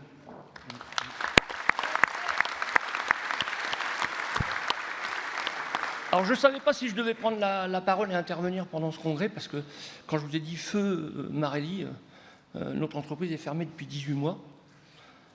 Donc, c'est des moments assez particuliers dans la vie d'un militant. Toujours est-il qu'il faut les aborder quand on parle de la place d'un syndicat dans une entreprise. Eh ben, malheureusement, on est confronté à ce genre de moment qui est très, très, très particulier pour un militant. J'aurais pu vous parler de tout ce qu'a fait la CGT pendant 54 ans de cette entreprise-là, puisqu'on a été numéro 1 pendant 54 ans, donc on a beaucoup de choses à dire. Voilà, moi je vais vous parler d'un moment un peu compliqué, celle de la fin de l'entreprise. D'abord, avant de vous parler de la fin de l'entreprise, vous dire ce que nous on a fait pendant 5 ans avant cette décision. On s'est battu avec Michel et puis l'USTM 61 sur le fait de prouver que cette entreprise-là était viable et qu'elle devait continuer à vivre économiquement et pour plein d'autres raisons. En déclenchant 3 droits d'alerte, etc., etc. Donc on arrivait à un moment à la mauvaise échéance de dire, ben voilà, on est obligé de négocier un PSE, et ça fait partie de notre rôle, malheureusement. Et comme on a été revendicatif pendant de nombreuses années, ben, il faut être revendicatif aussi, et puis faire sortir, malheureusement, le terme n'est pas approprié, mais faire sortir de leur entreprise nos copains de travail dignement. Et puis le deuxième point, faire payer le préjudice à tous ces patrons voyous qui, du jour au lendemain, vous privent de votre emploi pendant 50 ans, ou pendant 30 ans, ou 10 ans, 20 ans. Vous avez créé leur richesse, et du jour au lendemain, ils vous disent au revoir, dehors, on vous envoie ailleurs, enfin nous, on vous envoie dans la rue, sans garantir ce qui peut se passer derrière. Donc nous, on s'est battus pendant le PSE, ça, je vais passer sur parce que je suis déjà à 2 minutes 46, on s'est battus pendant de nombreux mois pour négocier au mieux le PSE. Et je vais résumer rapidement, mais on a obtenu, parce que l'argent reste aussi quand même un petit peu le nerf de la guerre dans ces situations-là, on a obtenu entre 50 et 70 mois de salaire net pour tous les salariés de l'entreprise, ce qui leur a permis de pouvoir rebondir pendant ces 18 mois-là. Voilà. Merci.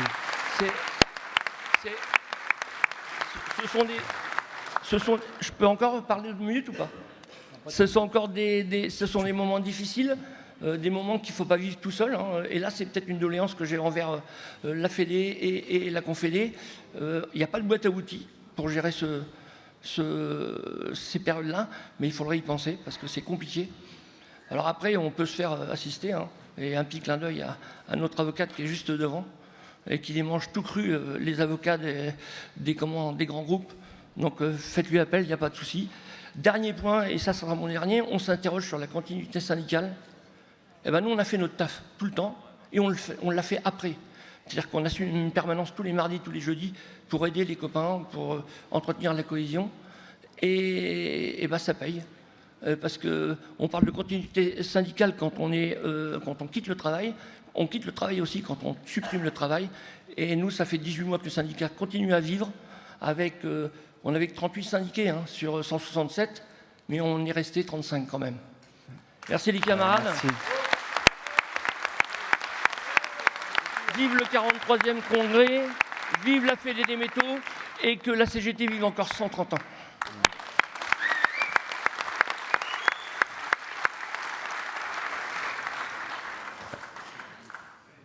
Bonjour les camarades, Thomas Ménadier, CGT Thales Alenia Space, Toulouse. J'avais prévu je pensais intervenir en début de ce thème, donc j'avais plutôt prévu de parler de CSE et de vie syndicale. Je voulais quand même parler de formation parce que la formation CGT et la formation de la Fédé, notamment CSE et C2SCT, elle est hyper utile et elle est très importante. Et ce qui est tout aussi important, c'est le fait qu'elle soit décentralisée. Il y a 3 ans maintenant, la CGT, Thales Alenia Space, a poussé pour la décentralisation de la formation CSE et C2SCT à Toulouse. Et depuis, plusieurs sessions ont été organisées dans la foulée.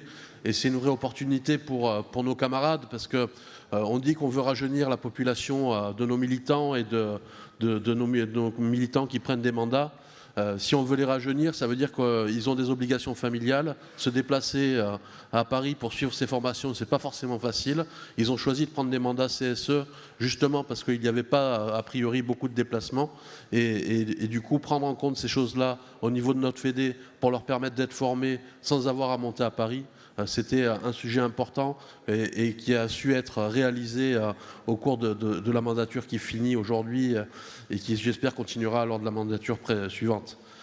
Du coup, je parle aussi un peu ICT parce que je suis dans une boîte où il y a 80% d'ingénieurs et cadres, 15% de techniciens et 5% d'ingénieurs, d'ouvriers, pardon.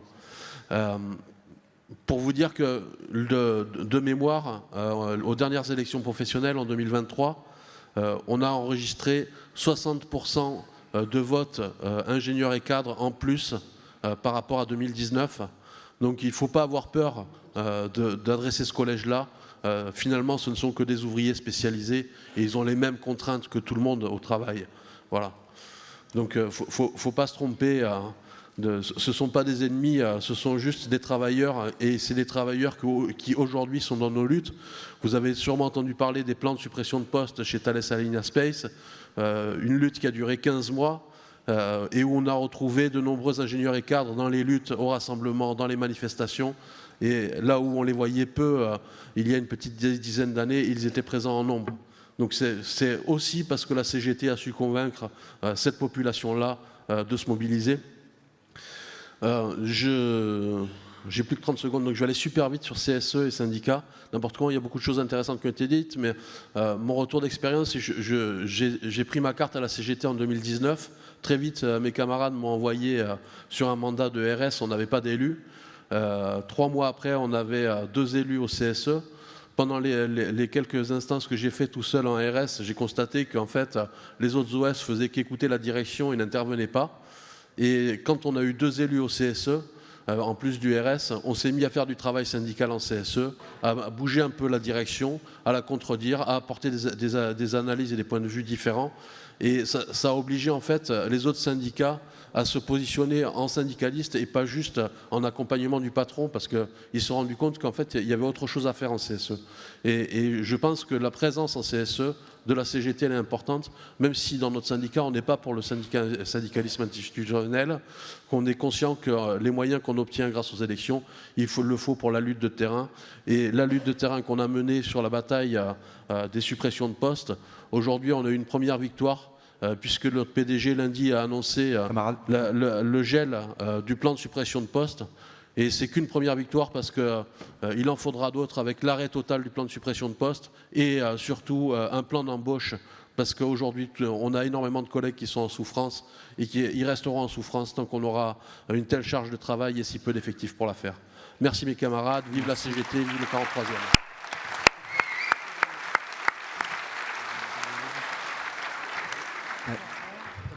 Par rapport au CSE, donc moi je suis élu CSE à Airbus Marignane. Et donc on voit le dialogue social sous la forme de la participation des syndicats aux instances, mais c'est largement un leurre. Parce que les grandes décisions, les vraies décisions, les patrons, ils les prennent dans notre dos. Alors oui, il faut qu'on puisse se servir du CSE pour aller chercher des informations, à condition, bien sûr, d'être toujours présent à la base. Donc, en CSE, Airbus Marignane a annoncé une délocalisation en Hongrie de pièces mécaniques. Alors, bon, des syndicats disent ça prend du travail. Ils prennent la décision, ils délocalisent en Hongrie. Parce que la Hongrie a acheté des hélicoptères, il faut construire une usine en Hongrie. Mais le problème, ce n'est pas de mettre en opposition les travailleurs français et les travailleurs hongrois. Ce n'est pas de donner des conseils aux patrons pour savoir qu'ils seraient plus capables de les faire, les pièces, en France qu'en Hongrie. C'est des groupes qui sont riches à milliards et qui auraient largement de quoi maintenir l'emploi en France, maintenir l'emploi et augmenter les salaires en France et en Hongrie. Donc il ne faut pas opposer, et ça rejoint aussi la question de certains syndicats comme Force ouvrière qui avaient protesté contre ça, ils font aussi le lit du Front National, parce que quelque part ils manipulent la préférence nationale. Et il faut qu'on fasse très attention sur cette dérive, parce que la question de dire on va donner des conseils aux patrons pour qu'ils maintiennent la production en France, ça peut aussi se retourner contre nous, au sens où on peut dire on va produire français avec des travailleurs français. Et moi je pense qu'il faut qu'on reste sur un terrain de classe, en disant c'est des groupes qui sont riches à milliards, qui font des bénéfices, il faut qu'ils payent, et en prenant sur leurs bénéfices. Et ça ne sera pas du dialogue social, ça sera arraché, et ça sera arraché par des luttes. Et donc, regardez des entreprises comme Carrefour, ils ne sont pas menacés de délocalisation, ça ne les empêche pas de licencier. Et Michelin, qui font des bénéfices, ils licencient aussi. Donc il faut que justement, on ait l'idée que le dialogue social, c'est un leurre, c'est un mensonge, c'est une manière de nous désarmer pour pas qu'on se prépare à la lutte.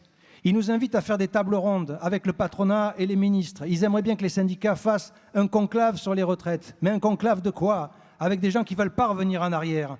On perd des fois notre temps à discuter avec nos ennemis et on devrait les désigner directement comme nos ennemis. Comme en CSE, on perd aussi des fois notre temps, les syndicats, à discuter avec les patrons de à quelle sauce ils vont nous manger. Mais quand ils vont décider de licencier, vous pensez qu'ils vont nous prévenir avant?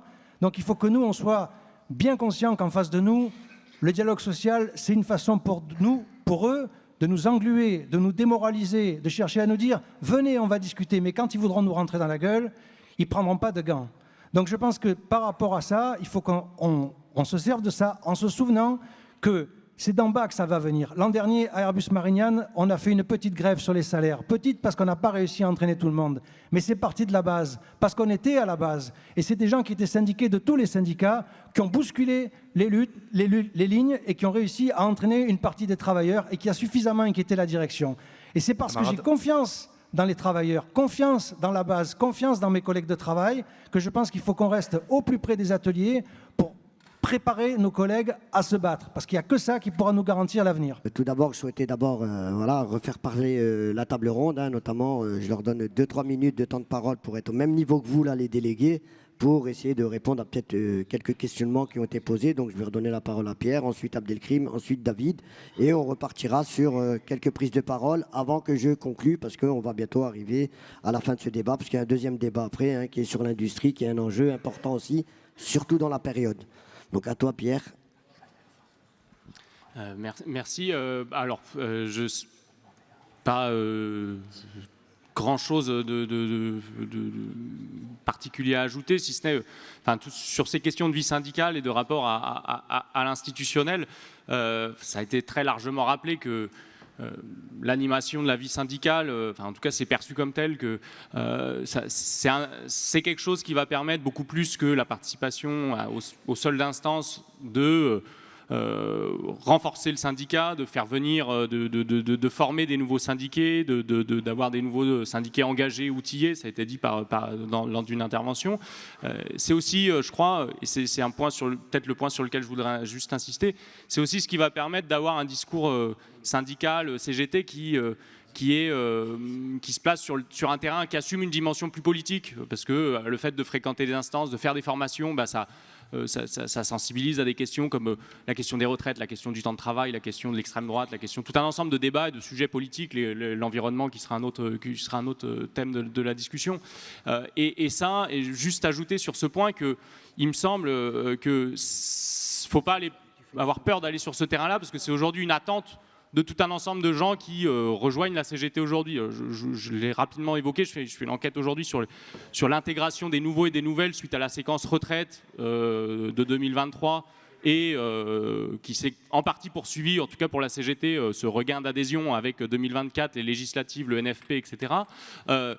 Dans ces études-là, ce qu'on observe, c'est que les fractions qui rejoignent la CGT, alors déjà, pour une partie, c'est plus des ICTAM qu'auparavant. Enfin, il y a une progression forte des ICTAM dans nous, ce qu'on observe. Alors, pas seulement dans la métallurgie, je ne sais pas ce qu'il en est dans la métallurgie, mais au niveau confédéral, au niveau de l'ensemble de la CGT, c'est assez le cas. Et surtout, quand on leur demande, parce qu'on a fait passer des questionnaires, etc., quand on leur demande leurs attentes, en fait, c'est des attentes très politiques. C'est des attentes de participation à des débats, des luttes sociales diverses et variées, et qui ne concernent pas strictement, en tout cas pas seulement, ce qui se passe dans l'entreprise, ce qui se passe au niveau des conditions de travail, au niveau des conditions salariales.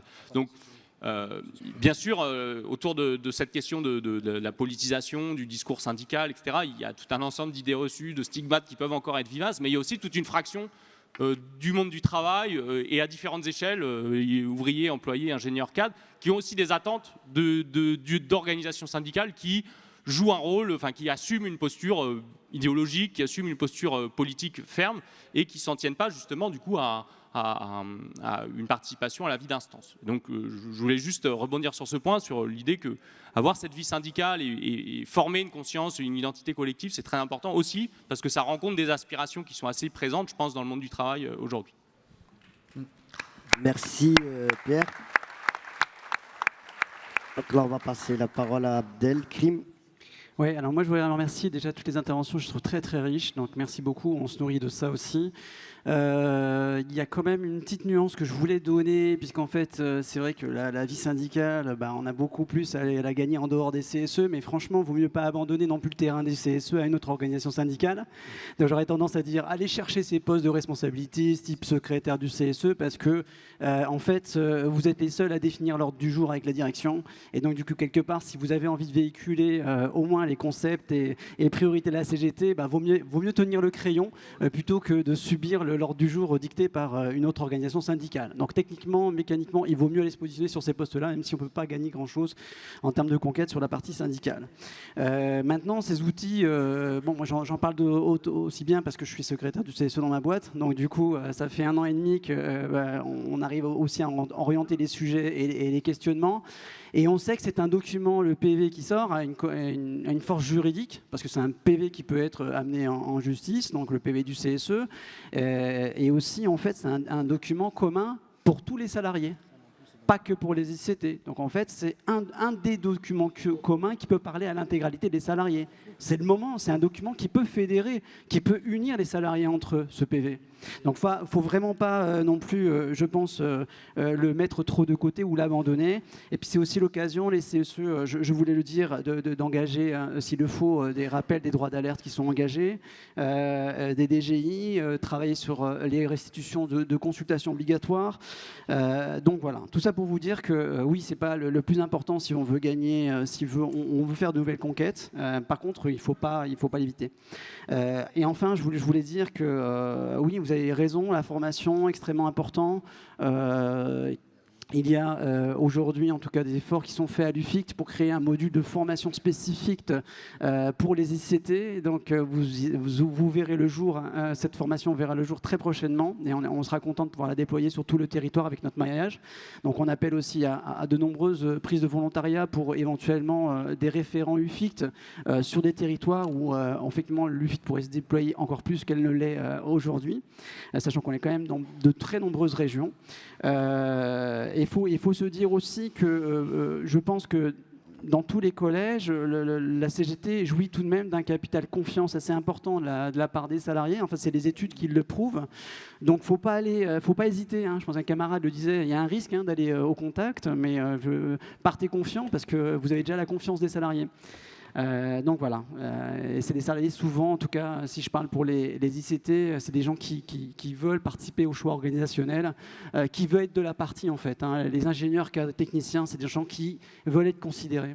Et nous, on sait leur donner de la considération avec nos outils de communication CGT et nos valeurs. Voilà, merci.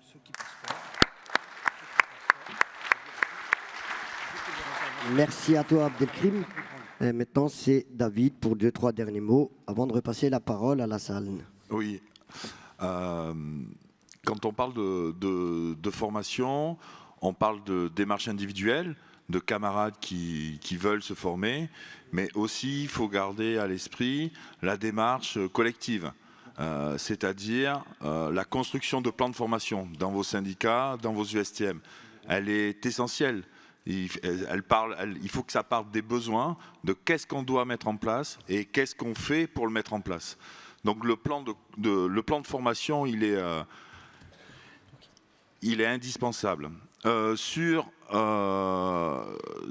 une formation de proximité, en l'occurrence les formations institutionnelles que l'on a à la fédération, CSE, éco-CSE, CSE, SSCT et secrétaire de CSE, il y a un travail de mise en place, il y a eu une intervention dans ce sens, c'est pas fini, hein, mais la fédération, elle va être facilitatrice. On va vous donner un coup de main de mise en place, mais on a besoin de vous. Vous devez apporter et donner. Elie l'a dit, hein, on a besoin de formateurs. On a besoin de formateurs en puissance. Et pour qu'on reprenne le terrain, pour qu'on porte les bonnes paroles et notre démarche. Je vous rappelle que notre démarche, il n'y a que la CGT qui peut la mettre en place. Qui peut former CGT mieux que la CGT? Quand je vois la question, là, quel rôle est place syndicat et quel rôle est place du CSE, je vais vous raconter une petite histoire. J'ai les cheveux blancs, mais c'est mon premier congrès aussi, j'ai pas beaucoup de bouteilles. J'ai reçu, on m'a demandé à recevoir un élu CSE d'une entreprise juste à côté de ma boîte. Un élu CSE délégué syndical. Entre parenthèses, il est toujours de chez FO. Il y avait 8 licenciements, il y avait 8 gaziers dans la charrette là, qui partaient. Parce qu'il y a eu une grosse baisse de commande avec un donneur d'ordre qui a été racheté par un fonds de pension américain. Sa question, c'est comment on fait? Je ne sais pas comment je vais faire. Donc j'ai reçu le coco là, à l'union locale, CGT. Je lui dis, t'as vu où tu es là? Quand même, il y a des drapeaux CGT partout là. Comment ça se fait que tu viennes ici? Ben, je ne sais pas comment faire. T'as toujours ta carte défaut? Il me dit, ouais, putain, mais t'es vraiment une truffe quoi. Tu t'as pas encore enlevé ta carte défaut? Donc je lui demande, ok, fais-moi une petite photo de ton CSE. Qu'est-ce que tu fais au CSE? Alors on organise des pots de départ. J'ai des choses à dire. On fait la galette des rois. Et voilà, c'est tout. Putain, c'est plus branlé que ça. Ah non, on fait aussi des colis pour des légumes bio. Ok, formidable. Ils ne savaient pas ce que c'était des consultations. Ils ne savaient pas ce que c'était des expertises. Ils ne savaient rien de tout ça. Moi, je rejoins David, là, camarade David Picot. Le CSE, moi, je suis dans une boîte où on est à peu près 210, 215. Hein. C'est pas les putains de grosses boîtes. Mais mon CSE, c'est quand même un outil. C'est peut-être pas une arme létale, mais je pense que le CSE peut être craint par mon taulier quand on sait l'utiliser. Le CSE, c'est un outil politique. Il ne faut pas l'oublier. Moi, dans ma boîte, je ne m'occupe pas de la machine à café. Mes collègues salariés, s'ils veulent du sucre, ils ont qu'à le ramener de chez eux dans l'atelier. Tout ça, c'est fait pour endormir un grand nombre de salariés. Ça ne sert pas à ça. Ça ne sert pas à ça, un CSE, pour moi. Quand je vois des élus qui ont 10 ou 15 heures de moyens pour travailler et qui passent leurs 10 ou 15 heures à réparer la tondeuse ou le Karcher du CSE, il y a un problème, je crois. Hein, donc c'est politique, hein, c'est fait pour remonter les demandes, les revendications. Moi, dans ma boîte, il y a 2 collèges, pour moi, il n'y en a qu'un. Je vais voir tout le monde, les hommes, les femmes, les cadres, les ingénieurs, et ça, je suis sûr que ça les fait bander. Mais c'est que du politique, le CSE. Je ne vais pas vous expliquer à quoi ça sert, vous le savez tous autant que moi. Mais il y a quand même des boîtes où ils ne savent pas ce que c'est. C'est pas fait pour... on ne doit pas passer son temps à acheter des galettes ou des sucres et des bonbons, putain. Et les 8, là, ils ont été licenciés. Camarade. Ils sont tous partis dans la charrette. Camarade, excuse-moi, ton temps voilà, est terminé. Merci. Voilà, merci. Bravo nous, bravo la CGT, bravo les travailleurs et travailleuses. Du coup, pareil comme le camarade de Thalès qui est passé tout à l'heure, je pensais que je serais plus haut dans la liste, donc je vais peut-être être un peu à rebours par rapport aux conversations. Moi, je voulais parler du recentrage syndical dans l'entreprise. Je vous explique pourquoi. Parce qu'en fait, la base du salariat, elle évolue aussi vachement. On constate dans toutes les entreprises qu'il y a de plus en plus de turnover, que les gens y restent de moins en moins longtemps dans une entreprise, et je pense que la nouvelle convention collective de la métallurgie, elle va encore plus accentuer ces comportements.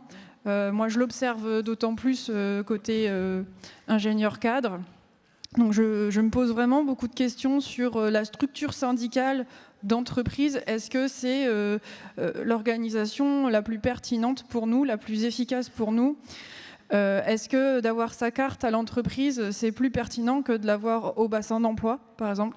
J'ai pas de réponse, hein, c'est vraiment des questionnements que j'ai. Nous, sur notre site, alors je ne sais pas exactement combien on a, mais on est 1500 salariés pour à peu près 1900 personnes travaillant sur notre site. Donc on va avoir des prestataires, des intérimaires, des sous-traitants. On va avoir un restaurant d'entreprise. Eux, ils sont là 24 heures sur 24. Et on se pose beaucoup de questions sur la syndicalisation de ces personnes qui ne sont pas du personnel Thalès.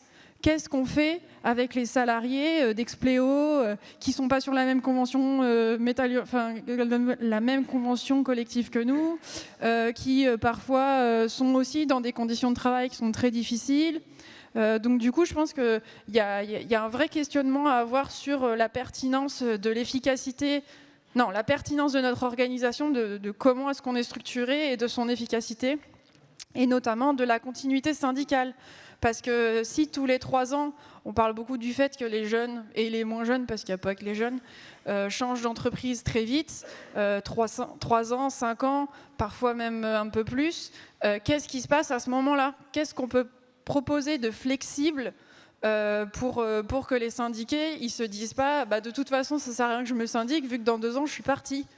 Est-ce qu'il ne faut pas qu'on réinvente ou qu'on réfléchisse à comment on utilise nos structures existantes pour qu'il y ait cette continuité syndicale et qu'on ait une boîte à outils opérationnelle pour que les syndicats puissent gérer ?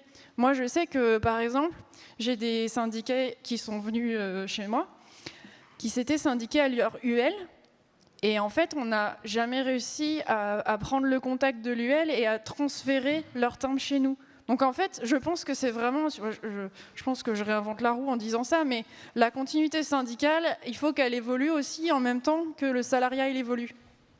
Voilà. Merci. Bon, bonjour à toutes et tous les camarades. Voilà, moi je voudrais intervenir sur le rôle du syndicat dans le CSE, et je reprends un peu ce qu'a dit le camarade. Le CSE, ce n'est pas que les activités sociales et culturelles. Effectivement, il y a des orientations, consultations récurrentes, les orientations stratégiques, la situation économique et financière de l'entreprise et la politique sociale. C'est-à-dire que si on veut connaître sa santé dans son entreprise, il faut absolument voter des expertises. On ne peut pas rester les bras croisés. Nous, ça fait 30 ans qu'on essaye d'imposer ces consultations et d'avoir des experts pour nous accompagner. Et aujourd'hui, grâce à la CGT, à l'appui, la CGT a poussé, en 30 ans, on a réussi à faire 3 expertises, uniquement 3 expertises, parce que effectivement, dans un CSE, il faut pouvoir le voter. Donc si les autres syndicats, on va dire, entre guillemets, parce que moi je ne les appelle plus comme syndicats, quoi. Je veux dire, c'est des accompagnateurs, et effectivement, ils nous poussent à ne pas voter ces expertises. Ils disent, ouais, ça ne sert à rien. Voilà. Donc en 30 ans, on a eu des situations. En 2015, on est passé aux 39 heures. Tout le monde se parle d'Ineos Grenadier. Aujourd'hui, moi j'appelle ça Ineos Gros Merdier plutôt. Mais voilà. Et on était anciennement Smart. On est passé des 35 heures à 39 heures. Ils nous ont poussé à passer aux 39 heures. Pendant 5 ans, on a subi ça. On était une trentaine de salariés à ne pas avoir signé. On a refusé cet accord. C'était encore, à l'époque, c'était la loi El Khomri, à l'époque, où on pouvait contester une signature d'accord. Aujourd'hui, on ne peut plus. Si on n'est pas majoritaire, on ne peut plus contester un accord. Il faut être majoritaire pour signer un accord. Donc moi, je rappelle que nous, on fait 36%. et les ordonnances Macron, avec la fusion des DP, des CHSCT et du CE, aujourd'hui, dans les commissions qui nous mettent en place, la commission C2SCT qui sert pour moi à rien, les autres syndicats, ils se regroupent et ils nous ont évincés de toutes les commissions. Et oui, c'est comme ça, et c'est ça, ordonnance Macron. En fin de compte, si vous pouvez faire 36% aux dernières élections, mais en fin de compte, vous ne faites pas partie des commissions. Mais je rappelle que le rôle du CHSCT, aujourd'hui le C2SCT, c'est le rôle de la santé et des conditions de travail, c'est toujours le rôle du CSE. Ça reste le rôle du CSE, il ne faut pas parler de commissions. Les commissions ne servent à rien. Bon, alors ils nous ont évincés, c'est pas grave, mais nous, en tant que CSE, on fait notre rôle. Voilà. Et donc, je voudrais rappeler le rôle de ces commissions. Donc là, j'ai rappelé. Et je voudrais revenir sur le camarade, je crois que c'est de Normandie, qui parlait qu'il avait fait un droit d'alerte. Il a fait un droit d'alerte et que la camarade a été licenciée. Donc, je rappelle que quand on présente une personne aux élections, je pense qu'ils les ont présentés aux élections. Et si elle n'est pas élue, elle est au moins, on va dire, protégée pendant 6 mois. Ouais, mais camarade, si... le temps... Oui, juste 2 secondes, juste 20 secondes, allez.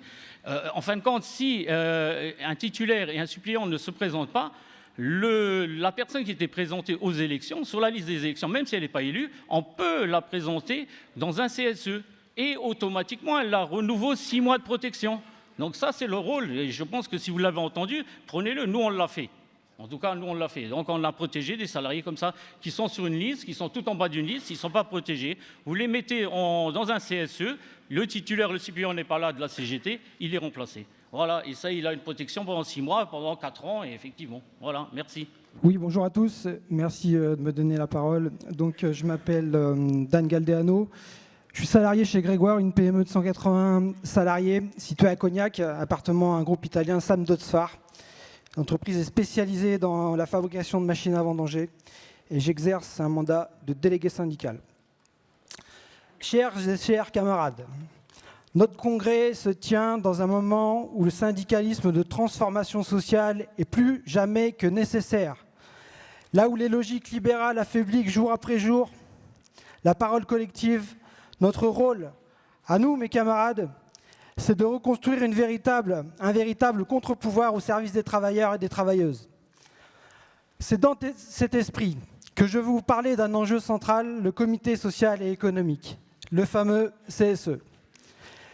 Les CSE sont le résultat d'une vieille exigence du MEDEF, fusionner CE, DP, CHSCT en une seule instance, allégée, affaibli et surtout sans pouvoir réel. Ce qu'ils appellent dialogue social, c'est en réalité une stratégie de dilution de contre-pouvoir, un éloignement des salariés avec une volonté claire, neutraliser notre capacité d'intervention dans l'entreprise. Chez moi, à Grégoire en Charente, ce recul social, je le vis concrètement. La dernière réunion CSE, expédié en 30 minutes, un ordre du jour réduit au strict minimum, des propositions balayées, des alertes santé et sécurité ignorées, et une direction qui monopolise la parole, fuyant par tout moyen les sujets qui la dérangent. Le comité sécurité est vidé de son sens, l'absentéisme grimpe, les arrêts maladie se multiplient, et la direction choisit l'indifférence et le mépris plutôt que la responsabilité. Le CSE n'a pas été conçu pour renforcer la démocratie sociale. Il a été conçu pour la paralyser. Et le résultat est là. Des représentants isolés, un lien rompu avec les salariés et des droits réduits à peau de chagrin. Mes camarades, nous refusons cette résignation. Nous, métallos, avons le devoir de remettre en cause ce modèle. Partout où c'est possible, nous devons contester l'architecture actuelle des CSE et gagner de droits nouveaux dans les protocoles et les accords. Cela passe par 3 priorités claires. La reconquête d'une proximité réelle avec les salariés, le renforcement des prérogatives en santé, sécurité et conditions de travail, et des droits syndicaux concrets avec des moyens supplémentaires pour les élus. Nous devons aussi être cohérents avec nous-mêmes. Le maintien d'un mandat, ça se mérite. Se former, rendre compte, agir pour le collectif, un mandat syndical CGT, ce n'est pas une étiquette, c'est une responsabilité politique, mes camarades. Comme l'a dit notre camarade Frédéric Sanchez, il faut hisser plus haut le rapport de force, redonner confiance aux salariés dans leur capacité à agir, et reconstruire un syndicalisme de terrain, de proximité, de lutte organisée contre le patronat. Changer de rapport de force, et aussi ça, redonner le pouvoir aux travailleurs là où on a cherché à les effacer. Merci. Merci Dan.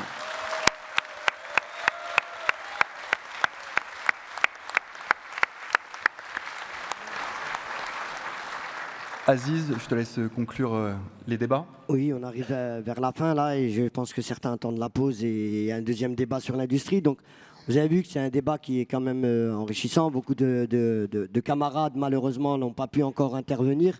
D'ailleurs, je vous invite à faire vos interventions par écrit pour qu'ils puissent apparaître dans le compte-rendu.